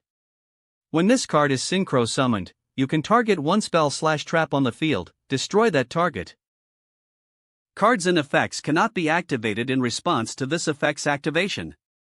You cannot special summon other monsters the turn you activate this card. You can only activate one synchronizing summoning once per turn. So now Odd Eyes level goes down to what number I declare, which is 1. Timmy called as Odd Eyes glowed. Odd Eyes, LV, 7-6 is equal to 1. Then Odd Eyes becomes a tuner this turn. Timmy revealed as Odd Eyes roared. Odd Eyes, tuner. Come on, Timmy. Bronk frowned. You can beat this guy. Kathy mentioned. Then after that, I can synchro summon. Timmy called as Odd Eyes turned to 1 ring as clear wing pass through, turning to 7 stars. LV, 1 plus 7 is equal to 8. The archives of the dragons focus on studying the shining wings of light. And now the dragon that sleeps in the soaring wings will shoot to the summit to supremacy. Synchro summon. Charge forward, Odd Eyes Wing Dragon. What shot up was a black-skinned dragon with blue-green patterns around its body, with large white-like armor/wings with the dual eyes like Odd Eyes with no legs, and long tail roaring. Attack position. Odd Eyes Wing Dragon. Dark. Level 8. Pendulum Scale, 10. Dragon Effect Synchro Pendulum. ATK, 3000. Def, 2500. Pendulum Effect, once per turn, before damage calculation, if your monster battles an opponent's monster, you can make your monster gain ATK equal to the opponent's monster's ATK, until the end of the damage step. Monster Effect, 1 Dark Tuner plus 1 Non-Tuner Clear Wing Monster. If this card in the monster zone is destroyed, you can place this card in your pendulum zone. You can only use one of the following effects of Odd Eyes Wing Dragon per turn, and only once that turn. You can target one effect monster your opponent controls, negate its effects until the end of this turn. During the battle phase, if you control this Synchro Summon card, quick effect. You can destroy all level 5 or higher monsters your opponent controls. Whoa, that's awesome. Yuma grinned. Anna, doesn't that feel like Odd Eyes Rebellion? Kathy asked, remembering it only slightly. Yeah, it does. Anna nodded. Odd Eyes Winged Dragon, treated as a XYZ monster / rank 8. And now its ability. Winged Dragon build energy, I destroy a spell or trap card, and you can't stop it. Heraldry Arc shattered at this before Timmy added, now I target a effect monster on your field, and negate its abilities. Vetrix watched in shock as Genome Heritage grade. Number 8, Heraldic King Genome Heritage, effects negated. And now Winged Dragon attacked Genome Heritage. Winged Dragon roared, charging in at Genome Heritage, tackling through it, destroying it a second time while Vetrix stepped back. Vetrix, 0900/hand, 0. I can't beat you this turn. But I can be ready. Your turn. Timmy called. Timmy's hand, 0/field, Odd Eyes Winged Dragon, attack position / treated as a XYZ monster / rank 8. Timmy, 2400. Hand, 0. Field, Odd Eyes Winged Dragon, attack position / treated as a XYZ monster / rank 8. Vetrix, 0900. Hand, 0. Field, Heraldic Beast Rhinoceros, Pendulum Zone, Heraldic Beast Antelope, Pendulum Zone, 1 set card. Vetrix 4th turn. Timmy, you certainly prove you're more trouble than before. But I warned you that was your last turn. Now time to finish this. I draw. Vetrix called drawing. What can he do? He can only summon one monster. Flip pointed out. No, he doesn't. Caswell told him. Vetrix looked at his drawn card before calling, I start off by activating a Birkenway's ability in the graveyard. The graveyard portal opened as a Birkenway vanished. By banishing one Birkenway from my graveyard, I can add Heraldic Beast Unicorn to my hand. He adds the card showing it. Was the second Birkenway what he discarded with augmented heraldry? Timmy asked himself, remembering Vetrix discarded a Heraldic Beast at the start. Now I activate Heraldic Totem. Vetrix called using his face down. Face up. Heraldic Totem. Continuous trap card. Target one Heraldic Beast monster in your GY, special summon it. If that monster is used as material for the summon of a Psychic XYZ monster, and that monster's effect targets a monster that was originally a fusion, synchro, or ritual monster, you can treat that monster as it was summoned by one of those methods. During the end phase of the turn this card was activated, destroy this card. You can only control one Heraldic Totem. I take one Heraldic Beast from the graveyard, and summon it. So rise Heraldic Beast Birkenway. The first Birkenway rose up. Heraldic Beast Birkenway, attack position. Then I summon Heraldic Beast Unicorn. Vetrix called as Unicorn rode back on the field. Heraldic Beast Unicorn, attack position. As I have two Heraldic Beasts on my field, I can summon Heraldic Beast Eel. Vetrix added as a beast like goat appeared growling. Attack position. Heraldic Beast Eel. Earth. Level 4. Beast / effect. ATK, 1000. Def, 1800. If you control two or more Heraldic Beast monsters, you can special summon this card from your hand. 3 level 4 monsters. Yuma frowned. Something is about to happen, something very dangerous, Yuma. Astral warned him. Suddenly hearing Number Archive gasp, Timmy turned to him, Number Archive? Something dangerous is coming. Something dangerous. And now watch. They looked as Vetrix raised his arm. I overlay level 4 Heraldic Beast Eel, Unicorn, and a Birkenway. With these 3 level 4 monsters, I build the overlay network. The 3 glowed flying up in the overlay network. Release your anger here now. XYZ summon. Appear. Number 69, Heraldry Crest. At that, what lowered down was a large black demonic monster with hair shaping as large green sides on its head, with a pink 69 on its left one with 3 hot pink lines on both sides of its face as its eyes, a skeletal-like bone shaping as its body, and large arms with blades on it, and large teeth roaring loud, showing itself as a powerful monster. Attack position. Number 69, Heraldry Crest. Light. Rank 4. Psychic Effect XYZ. ATK, 2600. Def, 1400. 3 level 4 monsters. Cannot be destroyed by battle, except with a number monster. When this card is special summoned, negate the effects of all other face-up XYZ monsters currently on the field. You can target one other face-up XYZ monster on the field. Until the end phase, this card's name and original effect become the same as that monster. You can only use this effect of number 69, Heraldry Crest, once per turn. Oru, 3. Seeing the number heart started shuddering in fear. What is that thing? Kite questioned in shock. Timmy looked stunned seeing the monster. Its mere presence alone lets Timmy feel it's really dangerous.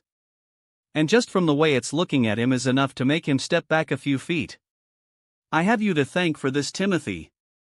Timmy looked at Vetrix, who said to him, I cannot provide the energy needed enough, for you see, a great tremendous amount of anger is required to control this monster. It is the strongest number I gotten my hands on, the Heraldry Crest. Timmy looked up as Vetrix called, and it is your anger for your parents, and the betrayal you endured that allowed me to control it. So now feel its might. As it's summoned, the effects of all other XYZ monsters are negated. What? Timmy asked as Heraldry Crest let out sonic waves which hit Winged Dragon, making it roar in agony, graying. Odd Eyes Winged Dragon, effects negated. Timmy! Anna cried in horror seeing that. And next up I use its other ability. Whipping Lash. Heraldry Crest's eyes glowed before a pink tendril shot attaching to Odd Eyes Winged Dragon's chest like stealing its power. While Timmy watches in shock, Heraldry Crest can steal the abilities and name of one XYZ monster. And due to Heraldic Beast Antelope's pendulum ability, you can't do anything to stop it. The tendril vanished as Heraldry Crest glowed. Number 69, Heraldry Crest, name, Odd Eyes Winged Dragon / gains effects of Odd Eyes Winged Dragon. And now battle. Heraldry Crest readied before he called, and now the affected gains from Odd Eyes Winged Dragon activates. During battle, all level 5 or higher monsters on your field are annihilated. Heraldry Crest fired a large blast striking Winged Dragon, making it roar, turning to ashes easily, while Timmy stepped back in shock. Vetrix smirked. It'll be over right now. Heraldry Crest, destroy him with dark matter demolition. Heraldry Crest charged in attack as a large black blast charged down at Timmy as he watched in horror as flashes appeared in his eyes about him, with Susan, meeting Anna, all the matches, interactions with everyone, and Anna's smile in the end. With a tear down his eye he closed his eyes. Anna. I'm sorry. The attack struck as he was launched in the air, crying out, landing hard on the ground. Timmy, 0000. Hand, 0. Field, nothing. Vetrix, 0900. Hand, 0. Field, Heraldic Beast Rhinoceros, Pendulum Zone, Heraldic Beast Antelope, Pendulum Zone, number 69, Heraldry Crest, attack position / name, Odd Eyes Winged Dragon / gains effects of Odd Eyes Winged Dragon, Heraldic Totem, face up. Vetrix wins. Well, there we go, the winner of this duel is Vetrix. Mr. Heartland announced. Anna. Hearing that, Yuma, an astral look seeing Anna ran out down as the arena field slowly lowered down. Heraldry Crest vanished as Vetrix stares at Timmy's down form, who slowly struggled to sit up before hearing something, and turned his eyes seeing Anna running over. She ran and embraced him tightly. Are you okay? Anna. He asked weakly, looking at her before softly smiling. Anna. I'm so sorry. I promised to get the wish for you, but I failed. Even with what he just went through, he only cared about the wish? Hearing that, she started to tear up before hugging him. Timmy hugged her back before pulling away, turning to Vetrix, who allowed Anna to have one more interaction with him. Vetrix, you unfair, and square, my numbers are yours. Glad to see you're being civil. He reached his hand, and ignoring Anna's call of wait, he shot his hand forward, connecting with Timmy's chest, who gasped before it pulled back with a warp just as Timmy closed his eyes, collapsing on the ground as Vetrix's energy hand returned to him as he examined the number he took from the young man. Quite an intriguing specimen. Timmy? Anna asked. Timmy, what's wrong? She turned to Vetrix. What did you do to him? Vetrix turned to her with a smirk. His soul is connected to his numbers, so the only way for me to claim them is to take his soul as well. Anna's eyes widened before she just screamed as Vetrix smirked, walking off. Heart was shaking from what he just seen in horror for what Timmy just went through. Kite? He was just staring at the screen, not saying anything. Kite? Can we head over? Heart requested. No, I'm not letting that freak anywhere near you. Kite answered. I mean, to see Timmy. Heart said to him. Kite turned to him only to frown. It's too dangerous. Heart frowns but understands, looking over back. Back at the arena. Anna. Yuma and his friends ran over, stopping near her, and Timmy as he slowly asked, How is he? He's not moving. Vetrix, he took Timmy's soul. Anna whispered while desperately holding him close. Like what Kite done to his victims. Yuma said in a whispering-like tone. And you're dueling him next. Torai said, really worried for Yuma. Yuma looked before clenching his hands, angry before asking, Anna? She looked up with tears in her eyes. Stay at my house with Timmy. 'Cause now I promise, I will get his soul back from Vetrix. Yuma told her. Yuma. Anna whispered before just carefully picking Timmy up and walking off. Anna. Kathy looked before turning to Yuma, and kissed his cheek, causing the boy to freeze before she ran off to follow Anna. Anna, I'm coming with you. How touching, but at least he was good for something. Vetrix smirked. He was watching away before walking off. Now it's Yuma Tsukumo standing. Meanwhile, Dr. Faker was watching, clenching his fists tight with a glare at Vetrix's image. It was when he decided on something he will carry out. Once all this is over, Timmy Wixon is joining his family. Chapter 21, Sphere of Fear.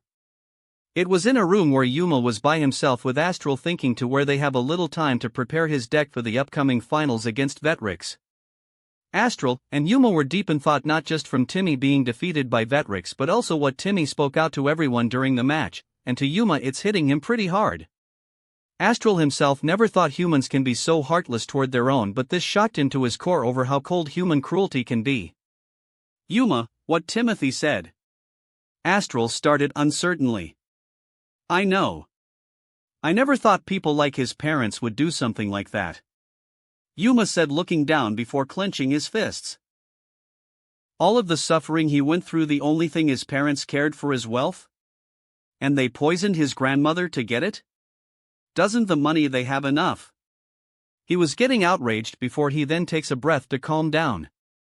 He doesn't deserve any of this, Astral. No, he doesn't. Astral agreed. What are you going to do moving forward? Yuma stood up before saying, first off is freeing Timmy's soul from Vetrix. That brings me to something.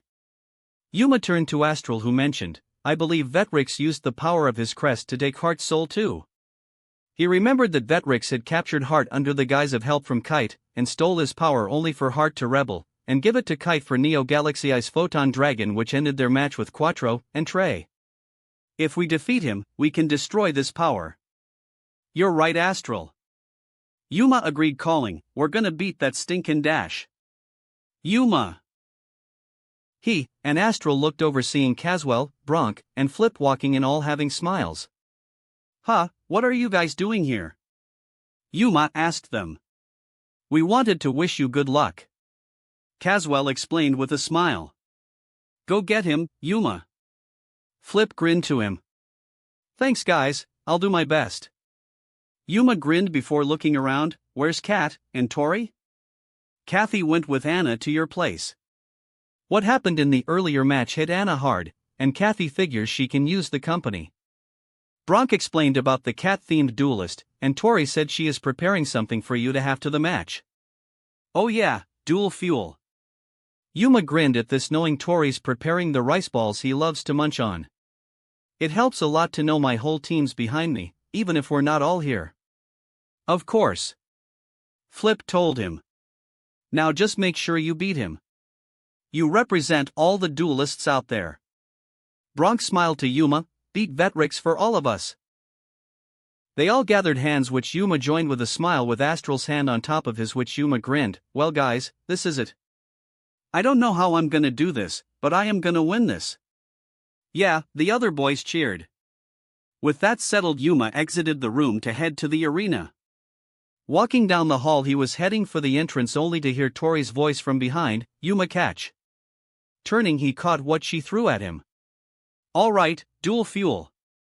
Yuma grinned at the ball he's holding. Thanks a lot, Tori. I know you have to stay strong to win. Tori smiled to him. Oh, I'll win. Yuma grinned back to her. Definitely promise? Oh, I definitely do. Yuma pocketed the ball with a grin. I'll see you after the duel, Tori. With that, he turned around, running over to the entrance as she clasped her hands together. I definitely hope you're right, Yuma. Do this not only for us but for Timmy too?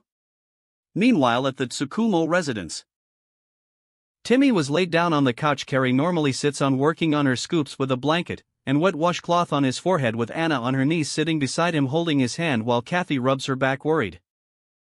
Just then a cup was brought to Anna's face. She didn't notice, as she was just holding Timmy's hand with tears in her eyes. Come on dear, you gotta drink something. Haru kept offering the cup. You need to relax and hope for Yuma to rescue him. Why Timmy? He didn't do anything to deserve this, she choked out weakly, taking the cup while crying. Kathy watches, worried for her friend. Carrie, who was watching from pausing doing a scoop report, was watching with sympathy for Anna.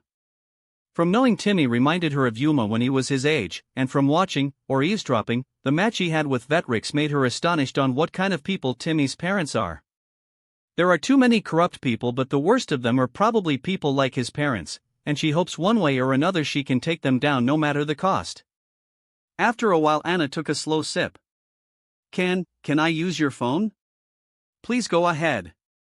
Haru gave her permission. Nodding, she walked to the phone before dialing a number. Please be Alan, please don't be Mom or Dad. Ring ring ring.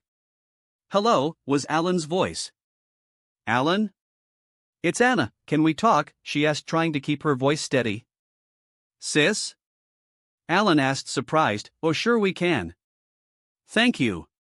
She whispered. Did you all see the semifinals? Yeah, is he okay? Alan asked Anna about Timmy. No, he isn't. Anna choked out. Hey, it'll be okay sis. Whatever happened, can be fixed. Alan tried to assure Anna. Anna just broke down at that and started to cry. Alan tried to figure what to say next. Where are you? I can head over right now. Anna wiped her eyes. No. Just promise me you'll stay safe, okay? I can't lose you both. Even though he knows Anna needs his comfort, he's not one to go against her wishes. Okay. I'll stay here, Anna. But please, at least give me another call soon. I'll try. I love you, little bro. Anna whispered. I love you to big sis. Alan said back to her. Anna nodded before slowly hanging up and walking back to sit next to Timmy as she started crying. Kathy rubbed her back again before saying, It'll be okay, Anna. We just have to be strong for him, and for Yuma. Anna just nodded weakly. Back at the stadium. At that, virtual fireworks rang while Mr. Heartland's voice announced, well, duel fans, it all comes down to this. The battle you've been waiting for, the ultimate throwdown in the first ever World Duel Carnival. Everyone cheered at this, more the eager to see the match. A sizzling series of blockbuster battles have eliminated all challengers, and now only two dazzling duelists remain. Yuma stepped forward with Astral floating beside him while Vetrix on the opposite side walks up himself. Now these dueling dynamos will go head to head to determine who will become the Vert First World Duel Carnival Champion. Which one will it be? The two holographic pictures of Vetrix and Yuma appeared as Mr. Heartland gestured over to Vetrix's picture. Will it be the tournament's dark horse, the mysterious masked duelist, Vetrix? He then gestured over to Yuma's own photo. Or the feisty, fearless boy wonder, Yuma Tsukumo? With that all said, and done with the audience more than ready to cheer, Mr. Heartland called, and now on with the show. Hatches opened as ray devices rose up. This final championship battle will take place in the revolutionary new sphere field. From where he is sitting in his room, Dr. Faker smirked, and you can rest assured that this sphere field will be an experience that is out of this world. Whenever you use numbers, the sphere field will absorb the power they generate. All four rays at the field fired a beam of light which materialized a large yellow energy sphere which showed cards as the walls for a few seconds before camouflaging themselves to make themselves hidden in front of Vetrix and Yuma. Be on guard, Yuma, there's no telling what this field will do. Astral warned him. Right. Yuma curiously put his hand, and widened his eyes, crying out surprised when he's absorbed in the sphere field before materializing flying up with Vetrix with him while Yuma cries out trying to control his balance in the sphere field. This place is real freaky. Well, that's Faker for you. Vetrix voiced over to the two of them having a great time flying around. Mr. Heartland meanwhile announced to the audience. Now the sphere field will raise our two finalists to the skies. As he said that the field that carries the sphere field rose up above as everyone watched in awe. While Yuma's maintaining his balance, Vetrix strikes a conversation towards him. I'm not surprised you made it this far, Yuma. Yeah, why's that? Because the example set for you by your dear deluded father. Vetrix grinned over to his location. When I was lost between dimensions, I sometimes gave up hope, and I would think of Kazuma, his belief in friendship and never giving up. You have that same spirit, Yuma. The spirit that had inspired me when I was at my most desperate point. By then, Faker had betrayed me, so I knew your father was wrong. Friendship isn't precious. No, not by a long shot. In fact, it's pointless. He then takes a breath, saying to Yuma as the field was placed on top of a tower, but your father was right about never giving up. And now that revenge is my only reason for living, I promise you I'll never give up until I get it. Yuma glared at him. You're wrong about revenge and you're wrong about friendship, and do you know why? If you're talking about what that foolish girl said before, then save it, Yuma. Faker betrayed me and I'll have my vengeance no matter who stands in my way, and that includes you. Vetrix told him. Well, Trey is my friend and I promised to battle to save his family. Yuma said to him, so I'm not just here to save them, Vetrix. I'm here to save you. Save me, that's a joke. The only one who's going to need saving is you, Yuma. Vetrix told him. Your revenge is like a poison that'll only wind up destroying you. Yuma argued to Vetrix. He then saying, recalling the earlier match, like what Tim said. Images of the duel played in his mind. Revenge does nothing but only brings more suffering by the time you're done. He manages to save himself before it can destroy him. Yuma then pointed to Vetrix, declaring. So now, I'll help you get out of that. I've heard enough, Yuma. Vetrix stated coldly. Once I finish you, Faker is next. Yuma, he will not listen to reason, you have to win this duel. Astral advised him. Yuma glared before he called, well, I'm sick of talking now. I came here to battle. I'm ready to duel, and I'll beat both you and Dr. Faker. Then by all means try and defeat me, Yuma. Vetrix smirked. And now boys, please direct your attention to the viewing screens as I explain the rules for the sphere field. Mr. Heartland gestured to the large holographic screen as a card image of the sphere field appeared, just as a card similar to it appeared on both duelists' field zones in their duel discs. Field zone. Sphere field. Field spell card. Players can special summon a random number monster from their extra deck by using two monsters with the same level from their hand as XYZ materials. This special summon is treated as an XYZ summon. If a monster summoned by this effect has no XYZ materials, destroy it. This field was created so that you can summon numbers more easily. Mr. Heartland explained to them, I'm not the one to thank, but don't let that stop you. Now both of you can summon a random number simply by overlaying two monsters in your hand with the same level. Brilliant, if I do say so myself. They watched in awe while Vetrix smirked interested just as Mr. Heartland said a warning. However, if a duelist summons a number using this method, when it runs out of overlay units, it will be destroyed. He then announced, so feel free to use those numbers to your little heart's content, duelists. Now it's duel time. Alright, I'm ready. Yuma called as his duel disc readied while Vetrix's own duel disc materialized. Let's duel, they called. Dueling theme, Broken Glass by 3 Days Grace. Yuma, 4000. Hand, 5. Field, nothing. Vetrix, 4000. Hand, 5. Field, nothing. Let the duel commence. Vetrix first turn. Alright Yuma, if you want to drag me out of revenge you're gonna have to give your tough stuff. Vetrix smirked to Yuma taking 2 cards in his hand, and to start with that, I'll use the Sphere Fields effect right away. All ready? Yuma asked in shock. I overlay Heraldic Beast Leo, and Heraldic Beast Twin-Headed Eagle. Leo and Twin-Headed Eagle appeared before flying in brown and green energy into the overlay network just as Vetrix's extra deck glowed allowing him to take a card before a 49 appeared, seemed like a weak one. Number 49, Fortune Tune. What appeared was a green spotted egg before it crackled showing a blue feathered bird that has dark black feathers at the bottom with a tail almost shaped like a peacock's along with a branch in its mouth with a green 49 on it chirping. Defense position. Special summoned by effective Sphere Field. Number 49, Fortune Tune. Light. Rank 3. Winged Beast Effect XYZ. ATK, 400. Def, 900. 2 level 3 monsters. Cannot be destroyed by battle, except with a number monster. Neither player can target this card on the field with card effects. If this card would be destroyed by battle or card effect, you can detach one material from this card instead. Once per turn, during your standby phase, gain 500 LP. If this card is sent from the field to the GY, target 2 level 3 monsters in your GY, shuffle them both into the deck, and if you do, return this card from your GY to the extra deck. You can only use this effect of number 49, Fortune Tune, once per turn. Oru, 2. Be on your guard Yuma. Astral warned him. Right. Yuma nodded. I end my turn Yuma. Vetrix smirked.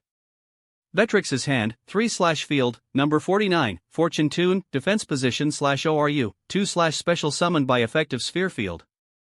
Yuma first turn. Yuma turned to Astral, okay Astral you ready to do this? I am Yuma. Astral nodded. Okay let's go. I draw. Yuma drew looking before calling, alright, I use 2 level 4 monsters from my hand with the Sphere Field. I overlay Gagaga Magician and Gagogo Golem. The Magician and Golem appeared before flying in the overlay network together as Yuma grabbed a card from his extra deck calling, alright let's go. Number 25, Force Focus. At that what rose behind was a large black camera that has a sky blue 25 on it rose up. Attack position. Special summoned by effective Sphere Field. Number 25, Force Focus. Light. Rank 6. Machine Effect XYZ. ATK, 2800. Def, 2400. 2 level 6 monsters. Cannot be destroyed by battle, except with a number monster. Once per turn, during either player's turn, you can detach one XYZ material from this card, then target one level 5 or higher effect monster your opponent controls, negate the effects of that opponent's face-up monster, until the end of the turn. Oru, 2. Awesome, Yuma's number is way stronger than the one Vetrix played. Bronk grinned. And now Force Focus. Charge in, and destroy Fortune Tune. Yuma called as the camera number charged a blast firing its striking fortune tune, setting off a large explosion. Oh yeah, that did it. Vetrix chuckled. Think again. The smoke vanished, revealing fortune tune survived the attack. What? Yuma questioned. Sorry, but by using an overlay unit, this weakling can protect itself. Vetrix smirked. Fortune tune, ORU, 2-1. Yuma grunted at this before checking his hand, setting a card. I end my turn. Yuma's hand, 3/field, number 25, force focus, attack position /ORU, 2/special summoned by effective sphere field, 1 set card. Yuma, 4000. Hand, 3. Field, number 25, force focus, attack position /ORU, 2/special summoned by effective sphere field, 1 set card. Vetrix, 4000. Hand, 3. Field, number 49, fortune tune, defense position /ORU, 1/special summoned by effective sphere field. Vetrix second turn. My turn now, draw. Vetrix drew before gesturing to his number, then Fortune Tune's other ability activates. Fortune Tune starts playing its branch like a flute as Vetrix glowed. During each of my standby phases, Fortune Tune allows me to gain 500 life points. Vetrix, 4500/hand, 4. Great, so he gets more life points every turn that number is in play? Bronk questioned. Yuma needs to destroy it before it's too late. Torai frowned. Vetrix looked before calling. Next up, I use the sphere field's effect again. Heraldic Beast Unicorn and Heraldic Beast Aberkenway. At that unicorn, an Aberkenway appeared before glowing gold and green flying in the overlay network, which Vetrix grabbed a card and smirked, and I got a better bid this time. Number 68, Sanafon the Sky Prison. A purple 68 appeared before what rose behind was a large prison-like fortress with a purple 68 on its middle body with several rings around. Attack position. Special summoned by effective sphere field. Number 68, Sanafon the Sky Prison. Dark. Rank 8. Rock Effect XYZ. ATK, 2100. Def, 2700. 2 level 8 monsters. Cannot be destroyed by battle, except with a number monster. Gains 100 ATK in def for each monster in the GYs. Once per turn, you can detach one material from this card. Until the end of your opponent's next turn, this card cannot be destroyed by card effects. Also, neither player can special summon monsters from the GYs. Oru, 2. It may seem weak now, but with how many monsters are in the graveyard, Sanafon gains 100 points. The only monster is Twin-Headed Eagle, as it appeared on Sanafon's body while it glowed. Sanafon, ATK, 2100 plus 100 equals 2200/def, 2700 plus 100 is equal to 2800. That number will only get stronger the longer this duel goes on. Yuma. Astral frowned. However, if we focus on attacking Sanafon, he will continue to gain life points. And I got one more number to summon. Vetrix smirked, raising his 2 last cards in his hand. So now, I overlay Heraldic Beast Eel and Heraldic Beast Basilisk. Basilisk and Eel appeared before glowing brown, each flying in the overlay network. A third number.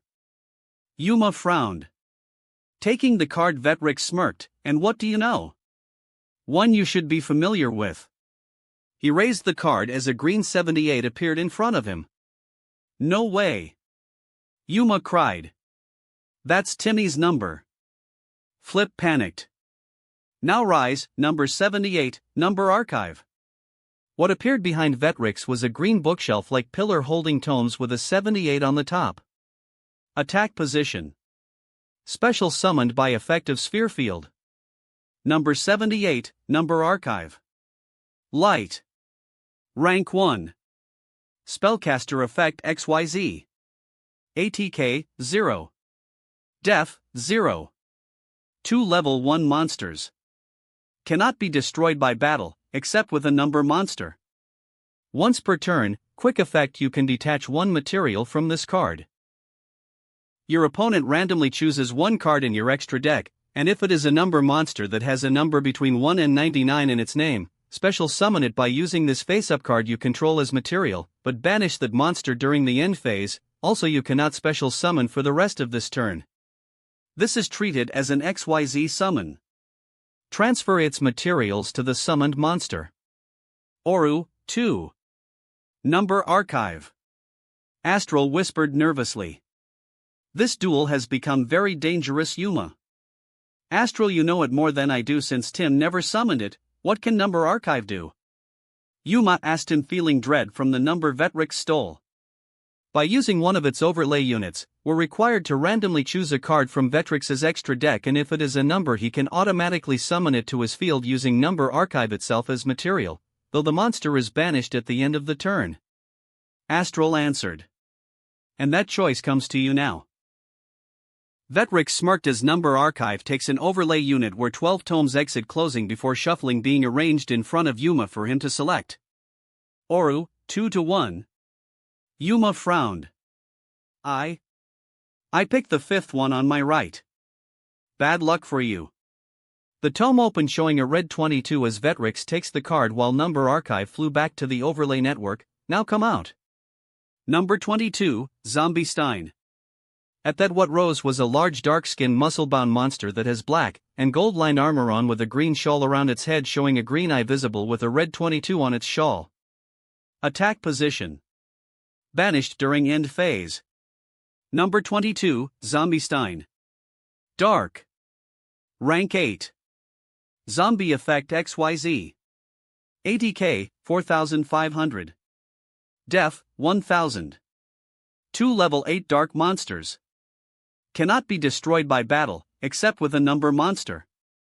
Must be XYZ summoned and cannot be special summoned by other ways. Once per turn, during either player's turn.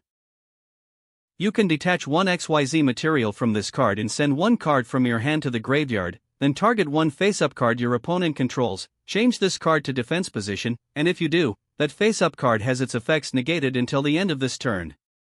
Oru, 2. 4500 attack points. Yuma panicked seeing that. Oh man, talk about bad luck. First I use Sanafon's ability. Vetrix call this Sanafon takes a unit. By using an overlay unit, Sanafon cannot be destroyed by card effects, and we are forbidden to summoning monsters from the graveyard until your end phase. Not only that, with 2 more monsters in the graveyard, Sanafon gets stronger. Sanafon cannot be destroyed by card effects /ADK, 2200 plus, 100 by 2, equals 2400 /Def, 2800 plus, 100 by 2, equals 3000 /ORU, 2-1. Oh no, Yuma. Torai panicked. And now time to battle. Vetrix smirked before calling, Zombie Stein, do the honors. Zombie Stein raised a fist charging down to punch Force Focus, which connected destroying Force Focus while Yuma was pushed back colliding against the sphere field. Yuma, 2300 /hand, 3. Sanafon's ability. Sanafon gained Force Focus, Gagaga Magician, and Dagogo Golem in its cells while glowing. Sanafon cannot be destroyed by card effects /ATK, 2400 plus, 100 by 3, equals 2700 /Def, 3000 plus, 100 by 3, equals 3300. Meanwhile, Kite clenched his fist seeing that. Yuma. Heart trailed off, worried for Yuma. From his little bit of interaction with Yuma, he grown to care about Yuma as a second brother to him from how much he was worried about Heart, and tried to rescue him with Kite's help. Vetrix from the screen called, now Sanafon attack Yuma. Sanafon charged a blast from its rings firing at Yuma, which Yuma quickly called, not so fast Vetrix, I use Counter Gate.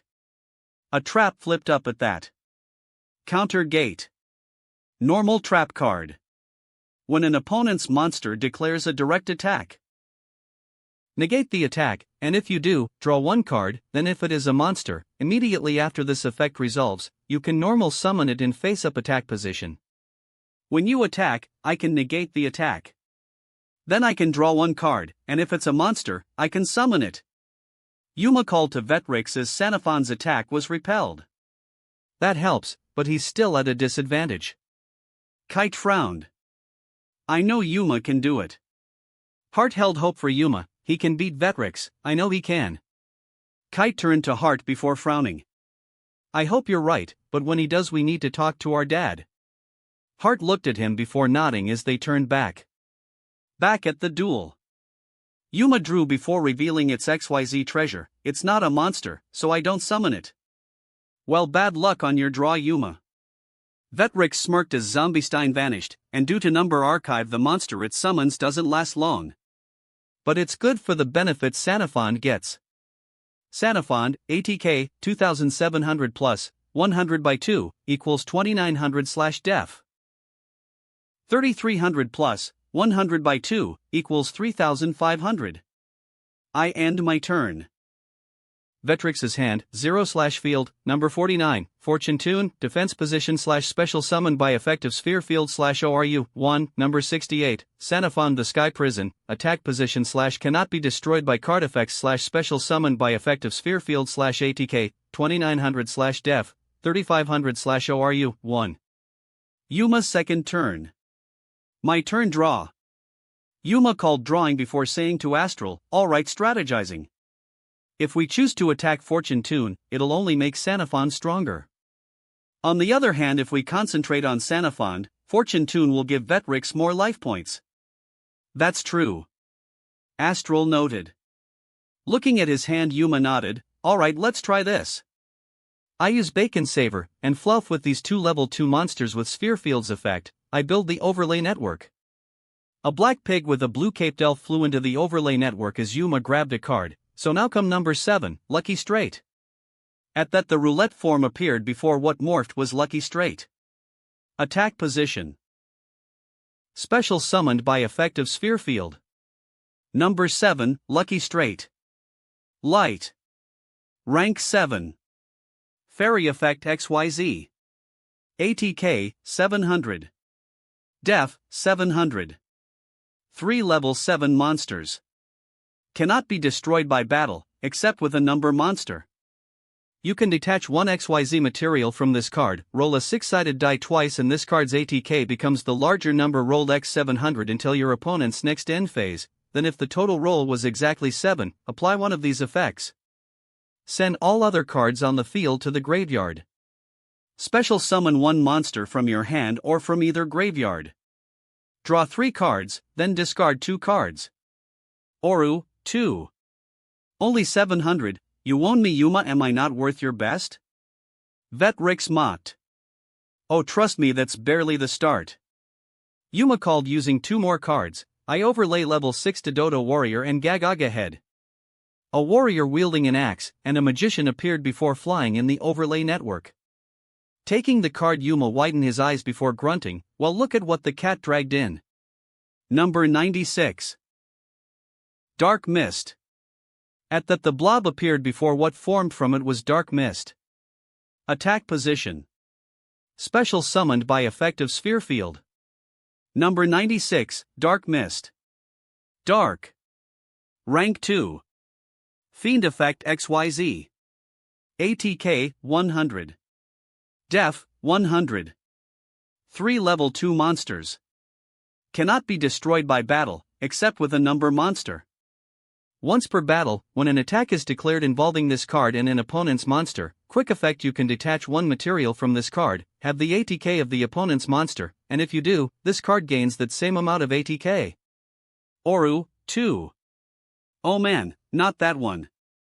Bronk panicked.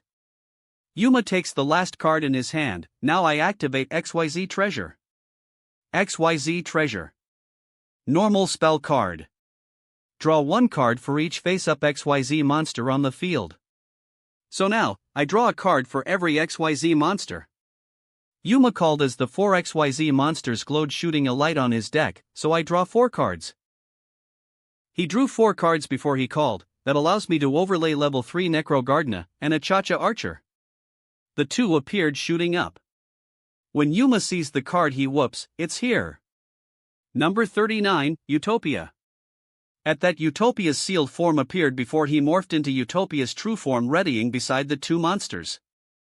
Attack position. Special summoned by effective sphere field. Number 39, Utopia. Light. Rank 4. Warrior effect XYZ. ATK, 2500. Def, 2000. 2 level 4 monsters. Cannot be destroyed by battle, except with a number monster. When a monster declares an attack, you can detach one material from this card, negate the attack. If this card is targeted for an attack, while it has no material, destroy this card. Oru, 2. Awesome, Utopia. Bronk grinned. Alright, Dark Mist, charge in at Sanafond. Yuma called as Dark Mist moved to attack the large monster before he called, then I use its special ability. Dark Mist takes a unit. Oru, 2-1. By using an overlay unit, Dark Mist steals half of Sanafond's attack points to power itself up. Shadow gain. Dark Mist forced shadows to leave Sanafond to itself. Sanafond, ATK, 2900 plus 100/2 equals 1500/def, 3500 plus 100 is equal to 3600. Dark Mist, ATK, 100 plus 1500 is equal to 1600. Whiplash Whirlwind. Dark Mist's tendril shot striking Sanafond, destroying it without much effort, while Vetrix was pushed back although slightly. Vetrix, 4400/hand, 0. I don't like that number, but anything to take down Vetrix. Flip admitted. Yeah, I agree. Bronk nodded. And now Utopia attack Fortune Tune.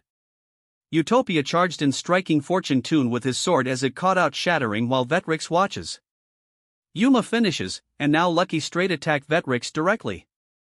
Lucky Straight armed its staff, charging on Vetrix, and attacked, pushing him back, colliding against the sphere field. Vetrix, 3700/hand, 0. Be on guard, Yuma, Vetrix is still a dangerous adversary. Astral warned him. I know, Astral. Yuma sets 2 cards, I end my turn. Yuma's hand, 0/field, number 39, Utopia, attack position /ORU, 2/special summon by effect of sphere field, number 7, Lucky Straight, attack position /ORU, 2/special summon by effect of sphere field, number 96, Dark Mist, attack position /ATK, 1600/ORU, 1/special summon by effect of sphere field, 2 set cards. Yuma, 2300. Hand, 0. Field, number 39, Utopia, attack position /ORU, 2/special summon by effect of sphere field, number 7, Lucky Straight, attack position /ORU, 2/special summon by effect of sphere field, number 96, Dark Mist, attack position /ATK, 1600/ORU, 1/special summon by effect of sphere field, 2 set cards. Vetrix, 3700. Hand, 0. Field, nothing. Vetrix third turn. Vetrix has no cards on his field, or in his hand, so if he doesn't draw a monster, the road will be clear for Yuma to win. Caswell smiled at this. Hopefully he doesn't. Bronk mentioned only to notice Tori looked nervous. Torai? I just have a really bad feeling about this. Torai admitted nervously. At the Tsukumo house, Anna was watching with Carrie and Haru while holding Timmy's hand. It'll be all right. Carrie reassured her. Kathy also was with Timmy, kept rubbing Anna's back. Haru, seeing something on the TV, said, "Hey look, Yuma is winning." Anna's eyes widened. He is, isn't he? They looked over as Vetrix said on the screen, "Well Yuma, I had underestimated you quite a bit. Although I knew these weak numbers are no challenge for you, I didn't anticipate just how fast you deal with them." What's that supposed to mean? Yuma questioned. You should know. Vetrix drew before smirking, and I start by using Heraldic Pendulum. Face up. Heraldic Pendulum. Continuous spell card. When this card activates, place 2 Heraldic Beast Pendulum monsters in your Pendulum zones, and if you do, for the rest of this turn, you can Pendulum summon monsters from your GY face-up. A Psychic XYZ monster that was XYZ summoned using at least one of the Pendulum summon monsters cannot be destroyed by card effects. If a Psychic XYZ monster you control is targeted for an attack, you can detach one material from that target, destroy one card on the field. When this card activates, I can place 2 Heraldic Beasts that are Pendulum monsters from my deck to my Pendulum zones. Vetrix smirked to Yuma. This is bad. Yuma panicked. Back at the duel. New dueling theme, Scars by I Prevail. And now I play Scale 3 Heraldic Beast Rhinoceros, and Scale 5 Heraldic Beast Antelope. Vetrix shows the card before calling. With these two monsters I set the pendulum scale. The cards were placed as the two mentioned monsters rose up readying. Pendulum. Heraldic Beast Rhinoceros. Earth. Level 4. Pendulum Scale, 3. Beast Effect Pendulum. ATK, 1700. Def, 1400. Pendulum Effect, you cannot pendulum summon monsters, except Heraldic Beast monsters. This effect cannot be negated. All monsters that are special summoned from the extra deck are treated as XYZ monsters, and have ranks equal to their levels.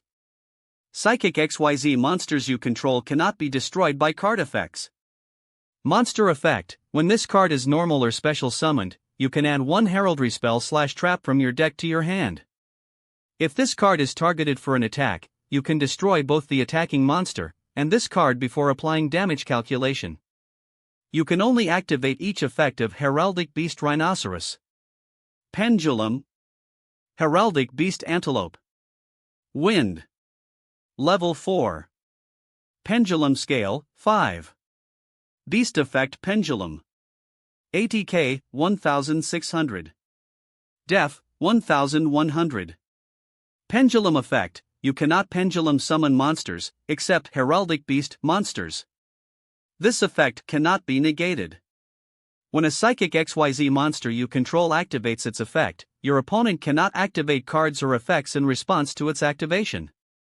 Monster Effect, you can banish one Heraldic Beast monster from your GY. Special summon one monster of the same name as that banished card from your hand or deck in defense position, but negate its effects. You can only activate this effect of Heraldic Beast Antelope once per turn. So now I can summon level 4 monsters all at the same time. Vetrix smirked to Yuma. Be very careful, these are dangerous cards. Astral warned Yuma. And next up. Vetrix smirked, due to Heraldic Pendulum's effect, I can pendulum summon from the graveyard. Isn't that swell? Not really. Yuma frowned. Well, now I pendulum summon. Vetrix called as the graveyard portal opened above as the pendulum portal before 3 lights shot. Heraldic Beast Leo, Heraldic Beast Basilisk, and Heraldic Beast Unicorn.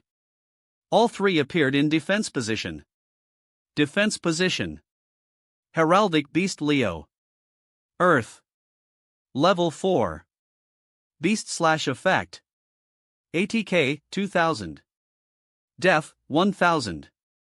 During the end phase of the turn this card was normal summoned, destroy this card. When this card is sent to the graveyard, add one Heraldic Beast monster from your deck to your hand, except Heraldic Beast Leo. You can only use this effect of Heraldic Beast Leo once per turn. Defense position. Heraldic Beast Basilisk. Earth. Level 4. Beast/Effect. ATK, 1000. Def, 1400. After damage calculation, destroy any opponent's monster that battles this card. Defense position. Heraldic Beast Unicorn. Light. Level 4. Beast/Effect. ATK, 1100.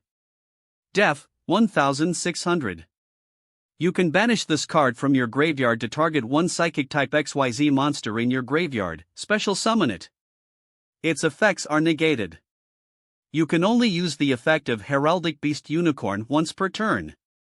3 level 4 monsters. Astral frowned. Yuma. Yeah, I know. Yuma frowned. And now watch as I overlay level 4 Heraldic Beast Leo, Unicorn, and Basilisk.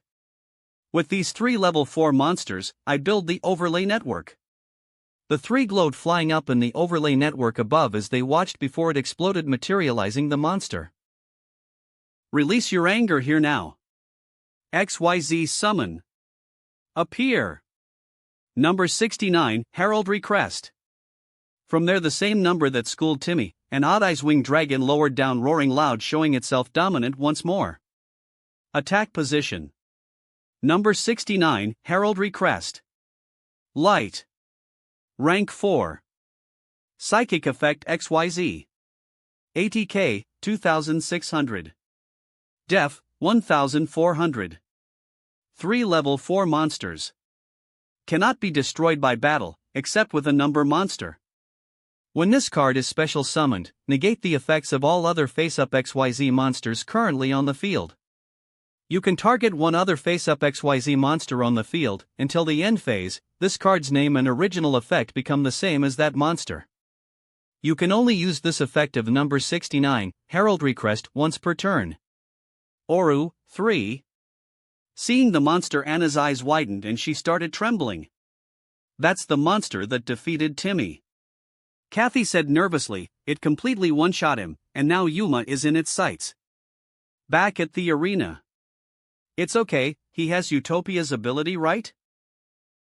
Flip recalled. No Flip. Torai said nervously.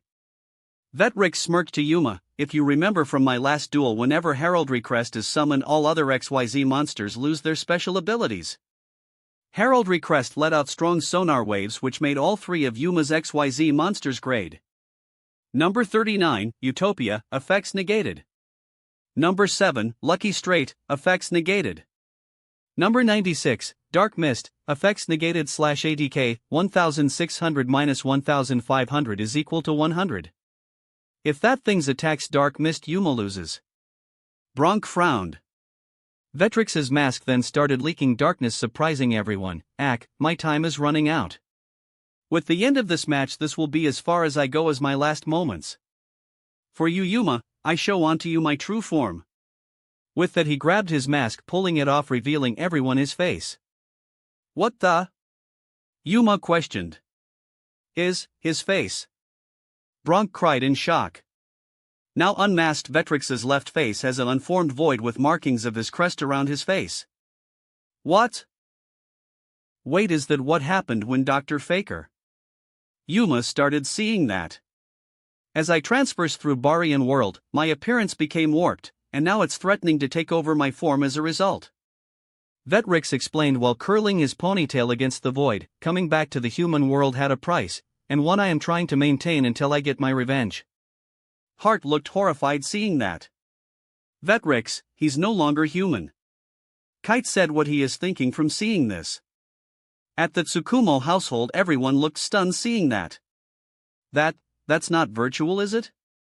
Carrie silently asked, hoping what they're looking at is a trick. I don't think it is. Anna whispered. Back at the field. Mr. Heartland was also stunned. Dear me. With Dr. Faker, he was silently looking at Vetrix, internally horrified from what happened. Vetrix then told Yuma, and now Yuma, no more backies, it's time to finish this match. One thing to note about Heraldic Pendulum. He gestured to the spell as he explained, as one of monsters that was pendulum summoned from its effect was used to summon, Heraldry Crest, it cannot be destroyed by special effects. Then once per turn, Heraldry Crest can steal the name and effect of one XYZ monster on your field. Finally, with Heraldic Beast Antelope in my Pendulum Zone, you cannot activate a card in response to Heraldry Crest's special abilities activating. Yuma's eyes widened hearing that. Not good. Not good indeed. No matter what monster you bring out, they're powerless against Heraldry Crest. Vetrix smirked before calling Heraldry Crest's ability. Whipping Lash. Heraldry Crest's eyes glowed before shooting a pink tendril attaching on Lucky Straight as it groaned, twitching painfully as Heraldry Crest stole its already drained power, while the 2 other numbers with him watched in horror, unable to do anything to stop it just as the tendril faded back in Heraldry Crest. Number 69, Heraldry Crest, name. Number 7, Lucky Straight / gains effects of number 7, Lucky Straight. Yuma's eyes widened seeing that. And now I use the effect Lucky Straight gave Heraldry Crest. Heraldry Crest takes an overlay unit. ORU, 3-2, by rolling 2 dice, Heraldry Crest's attack points are multiplied equal to the larger roll. Then if the rolls result in 7 exactly, one of 3 special abilities activate. Let's see what the lucky roll is. 2 dice appeared in his hand as he rolled them. Go dice roll. At that the dices rolled before it landed. 3 and 4. A7. Yuma whispered nervously. And its attack points are multiplied by 4. Heraldry Crest roared as its power quadrupled. ATK, 2600 times 4 is equal to 10,400. It has over 10,000 attack points, and Yuma can't stop him. Caswell panicked. And lastly, the effect I choose to use is removing all cards on the field. Vetrix smirked as Heraldry Crest build power where all 5 of Yuma's cards vanished out of sight, which made him grunt. And now Heraldry Crest, Dark Matter Demolition. Heraldry Crest charged a blast charging at Yuma, which Yuma quickly called, "Not so fast Vetrix, I still have a card. I banish Necro Gardna from the graveyard. By banishing this card from the graveyard, I can cancel the attack." Heraldry Crest's attack was stopped before it can reach Yuma. He survived. Anna sighed in relief. Vetrix shrugged, "I guess things are too early to end." "Alright, I end my turn, Yuma." Vetrix's hand, 0/field, Heraldic Beast Rhinoceros, Pendulum, Heraldic Beast Antelope, Pendulum, number 69, Heraldry Crest, Attack Position /ADK, 10400/ORU, 2, Heraldic Pendulum, Face Up. Yuma third turn. "Okay, we survived that by the skin of our teeth." Yuma grunted to Astral at this. "And lucky straight effects doesn't end until my end phase, so we can't attack yet." "True, we're in a very precarious position, Yuma." Astral frowned. Yuma at that turned over to Astral, "There's only one way to stop Vetrix." Astral looked over to him as Yuma said, "We gotta do Zexal." "I agree." Astral nodded. With that they joined hands, raising up, "Alright Astral. I build the overlay network with you." Suddenly Astral glowed blue while Yuma glowed red before they both shot into the air while everyone stared in shock as the light slowly faded. When 2 distant souls become one, the power of Zexal is revealed. They heard Astral chant, "Go Zexal morph." The light fade revealing Yuma changed in appearance, keeping his pink bangs but now red with golden hair, wearing a white suit with red armor around him with a green eye and blue eye, and his dual disc having a different appearance. "What in the world?" Vetrix questioned, seeing that. Now Vetrix no more holding back. Yuma called, drawing before activating the card, "I use Glorious Number." Glorious Numbers. Normal spell card. If you control no monsters, target one number XYZ monster in your GY, special summon it, then draw 1 card. You can banish this card from your GY, then target one number XYZ monster you control, attach 1 card from your hand to it as material. You can only use each effect of Glorious Numbers once per turn. With no monsters on the field, I can summon back a number from the graveyard. So rise on back number 39, Utopia. Utopia rose on back, readying. Number 39, Utopia, attack position. "What good will that monster do you?" Vetrix taunted. "Well, now I can draw another card." Yuma raised his hand. The duelist can shape the outcome of any duel. He can even generate the very cards that he needs to draw. Taking the cards they glowed bright become they both called, "Go shining draw." He looked before he called, and next, I rebuild the overlay network with Utopia. Utopia went back to his sealed form before flying up, entering the overlay network. "Show yourself, the power of hope, the messenger that changes chaos into light." Chaos XYZ change. Chaos number 39, Utopia Ray. From what rose was Utopia Ray, readying its multiple swords. Attack position. Number C39, Utopia Ray. Light. Rank 4. Warrior effect XYZ. ATK, 2500. Def, 2000. 3 level 4 light monsters. Cannot be destroyed by battle, except with a number monster. You can also XYZ summon this card by using a number 39, Utopia you control as material.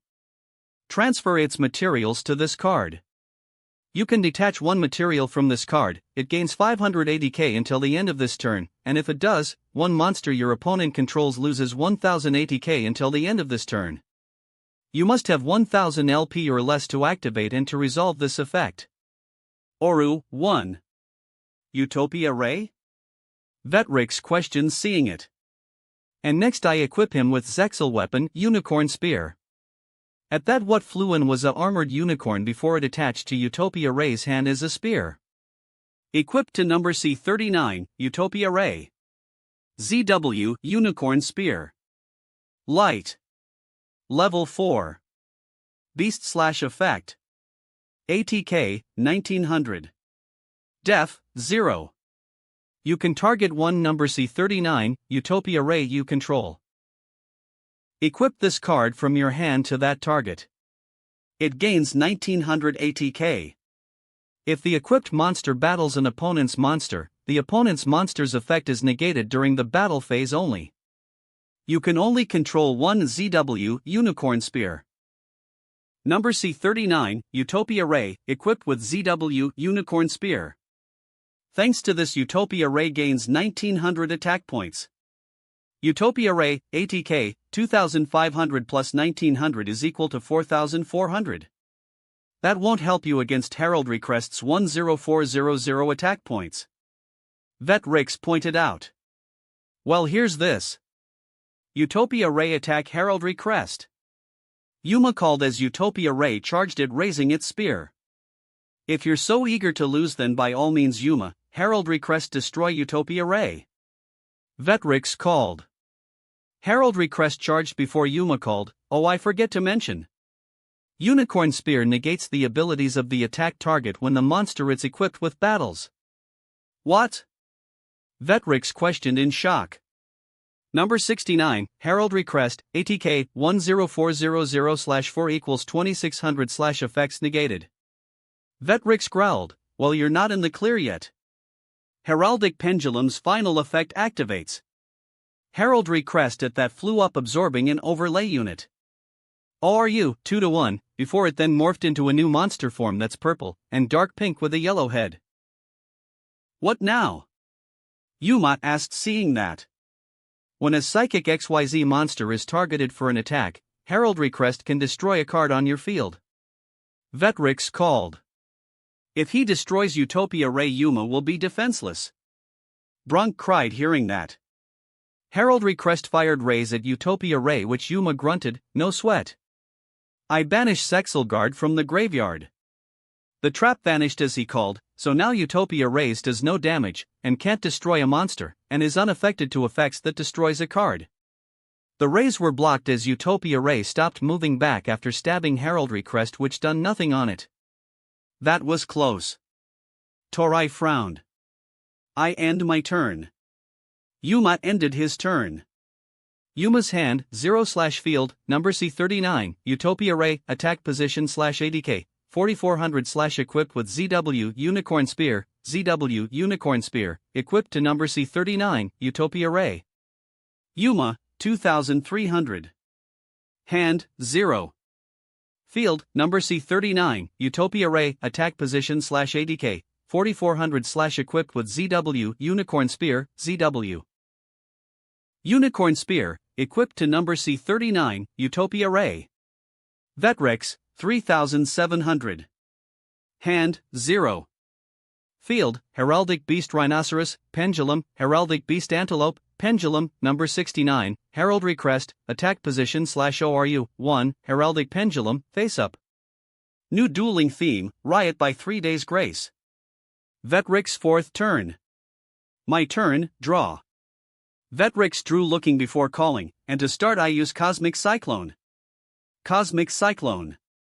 Quick play spell card. Pay 1000 LP, then target one spell/trap on the field, banish it. By paying 1000 points, a spell or trap card is banished. Vetrix, 2700/hand, 0, at that Unicorn Spear shattered. Number C39, Utopia Ray, ATK, 4400 minus 1900 is equal to 2500. This is bad. Astral frowned. And now Heraldry Crest destroy Utopia Ray. Heraldry Crest fired a second blast of dark matter demolition. Yuma quickly called to avoid. I activate Bacon Saver's effect in the graveyard. By banishing this card, the destruction is negated, and I don't take damage. The same pig from before appeared, and bloated, blocking the attacking before shattering. You'll run out of defenses soon enough, Yuma. Vetrix told him. I end my turn. Astral? Yuma asked from within. There is one other thing we can try, Yuma. Astral admitted. We need to go on the offensive somehow. Maybe listen to what I have to say first? Yuma asked. You have an idea? Astral inquired. Just to tell you, if we don't beat him this turn, then we're goners. Yuma said to him. Then we need to summon Leo Arms. Astral told Yuma before explaining what it was. Well, I hope we can do it. Yuma said before they looked over. Vetrix's hand, 1/field, Heraldic Beast Rhinoceros, Pendulum, Heraldic Beast Antelope, Pendulum, number 69, Heraldry Crest, Attack Position /ORU, 1, Heraldic Pendulum, Face Up. Yuma 4th turn. Okay. Yuma called as they readied before he called, Go Final Shining Draw. Yuma. Torai whispered. Yuma turns the card where he, and Astral sees it's a spell known as Shining Draw. Yuma. Astral called. On it. Yuma called back before declaring, I activate Shining Draw. The mentioned card glowed bright. Shining Draw. Normal spell card. To activate this card, you must draw it for your normal draw in your draw phase, reveal it, and keep it revealed until the main phase 1. During your main phase 1 that same turn, you can target one Utopia XYZ monster you control, then activate one of these effects. Equip any number of ZW- monsters with different names from your deck/extra deck to it. Special summon from your extra deck, one Utopia XYZ monster with a different name from that target, by using that target as material. This is treated as an XYZ summon. Transfer its materials to the summoned monster. Shining Draw? Vetrix questioned. What is that? I can either morph Utopia Ray into a different version, or equip him with as much Zexal weapons as possible from the deck or extra deck. Yuma called. The extra deck. Vetrix cried. So now Utopia Ray, I give you Leo Arms, Tornado Bringer, and Lightning Blade. At that, Utopia Ray became outfitted with 3 different cards, one of red and gold lion armor, one of a red and green dragon sword, and one white and gold tiger sword. Equipped to number C39, Utopia Ray. ZW Lightning Blade. Light. Level 5. Beast/Effect. ATK 1200. Def 2000. You can target one Utopia monster you control, equip this monster from your hand or your side of the field to that target. It gains 1200 ATK. While this card is equipped to a monster, face-up ZW- cards you control cannot be destroyed by your opponent's card effects. If a monster equipped with this card would be destroyed by a card effect, destroy this card instead.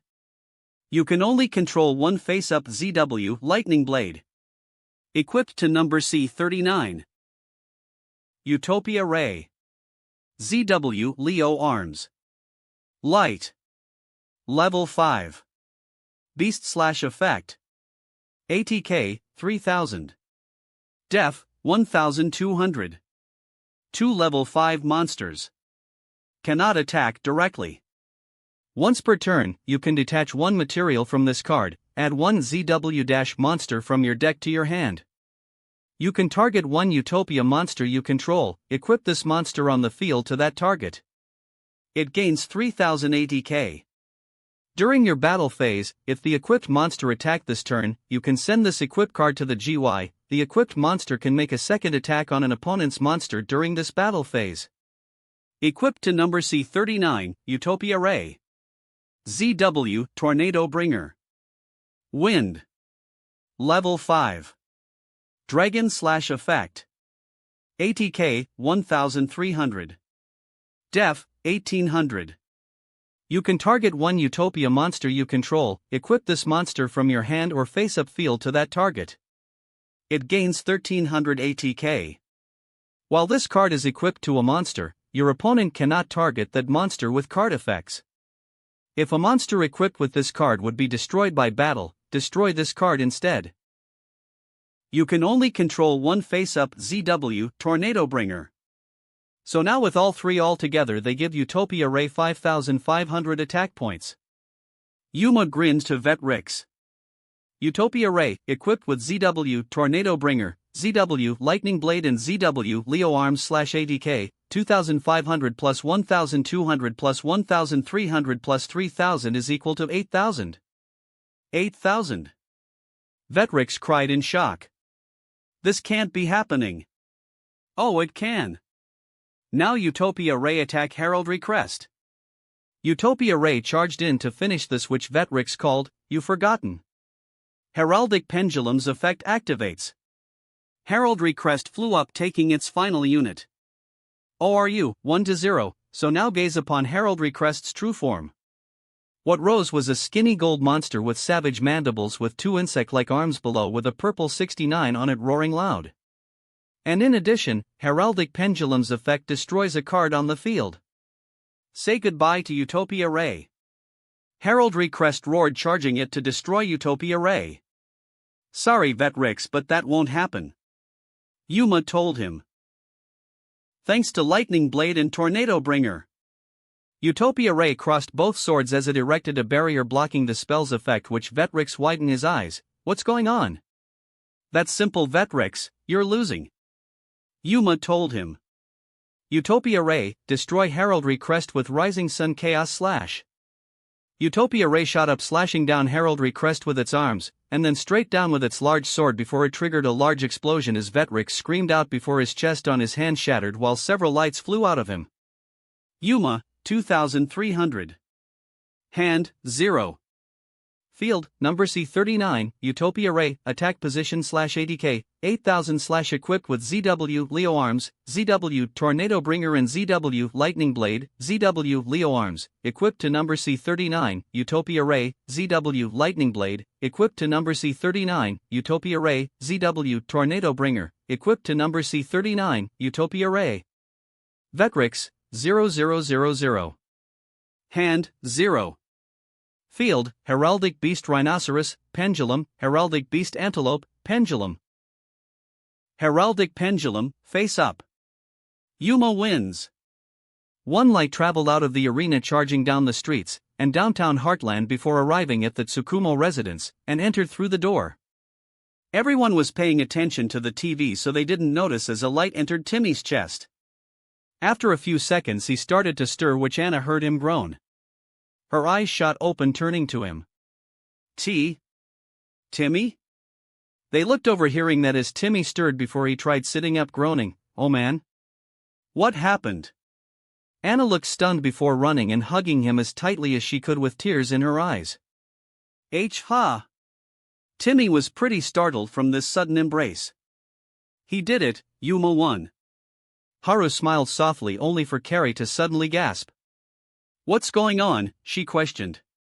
While the three looked over, Timmy looked over to Anna. "Hey Anna? Is that you?" She just nodded with tears. What happened?" Timmy asked before widening his eyes, looking around. Where are we? And where's Vetrix?" "We're at Yuma's house," Anna whispered. "Yuma, he did it, he won." "Yuma did it? He defeated Vetrix?" Timmy asked. "Yeah, he did." Anna nodded, hugging Timmy again.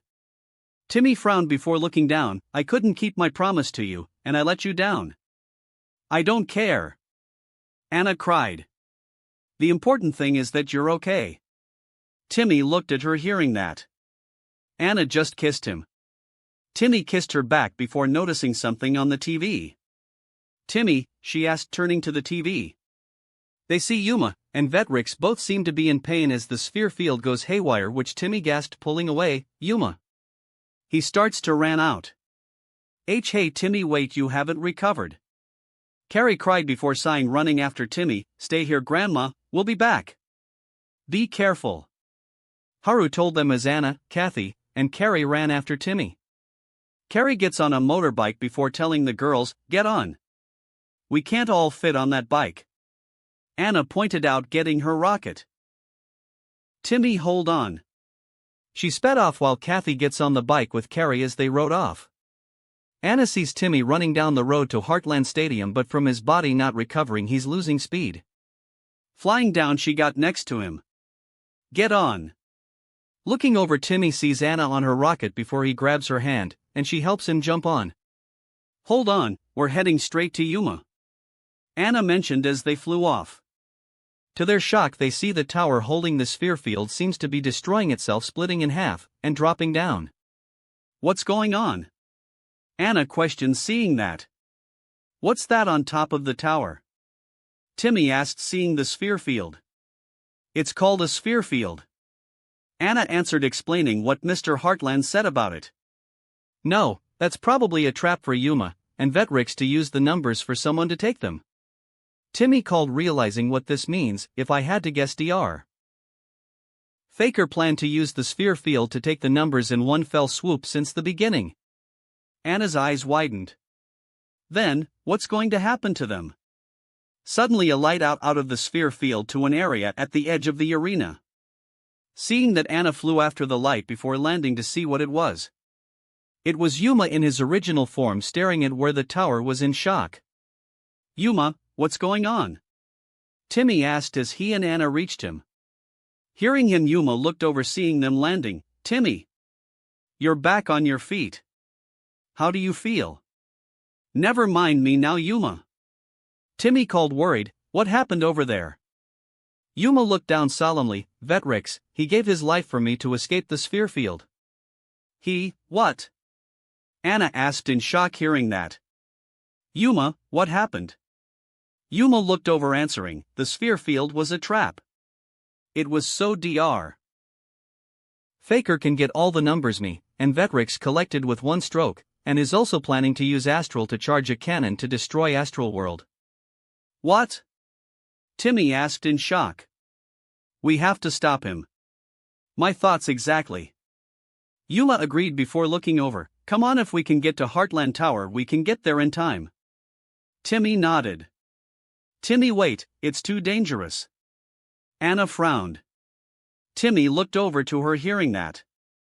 She looked really scared. Dr. Faker is dangerous, just like Vetrix, and when he beat you. Timmy looked at her before walking over, and leaned up on his tiptoes, kissing Anna at her lips.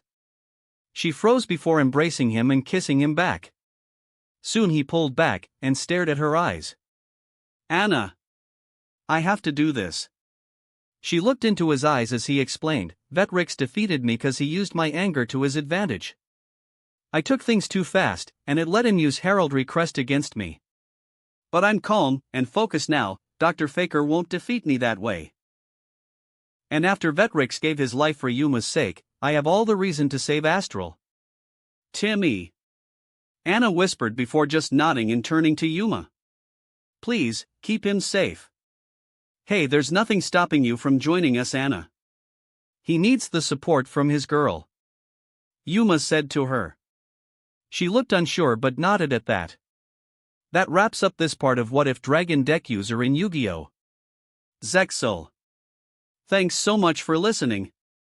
As always, new parts drop every 4 days, so be sure to stay tuned.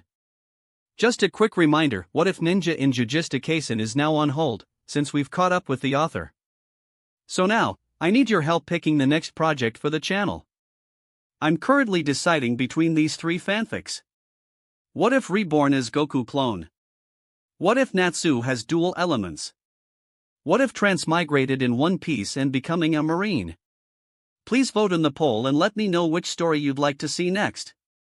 I'll take the top pick and start working on that series next. If you enjoyed the video, don't forget to like, subscribe, share it with your friends, and please consider supporting the original author as well. See you in the next one.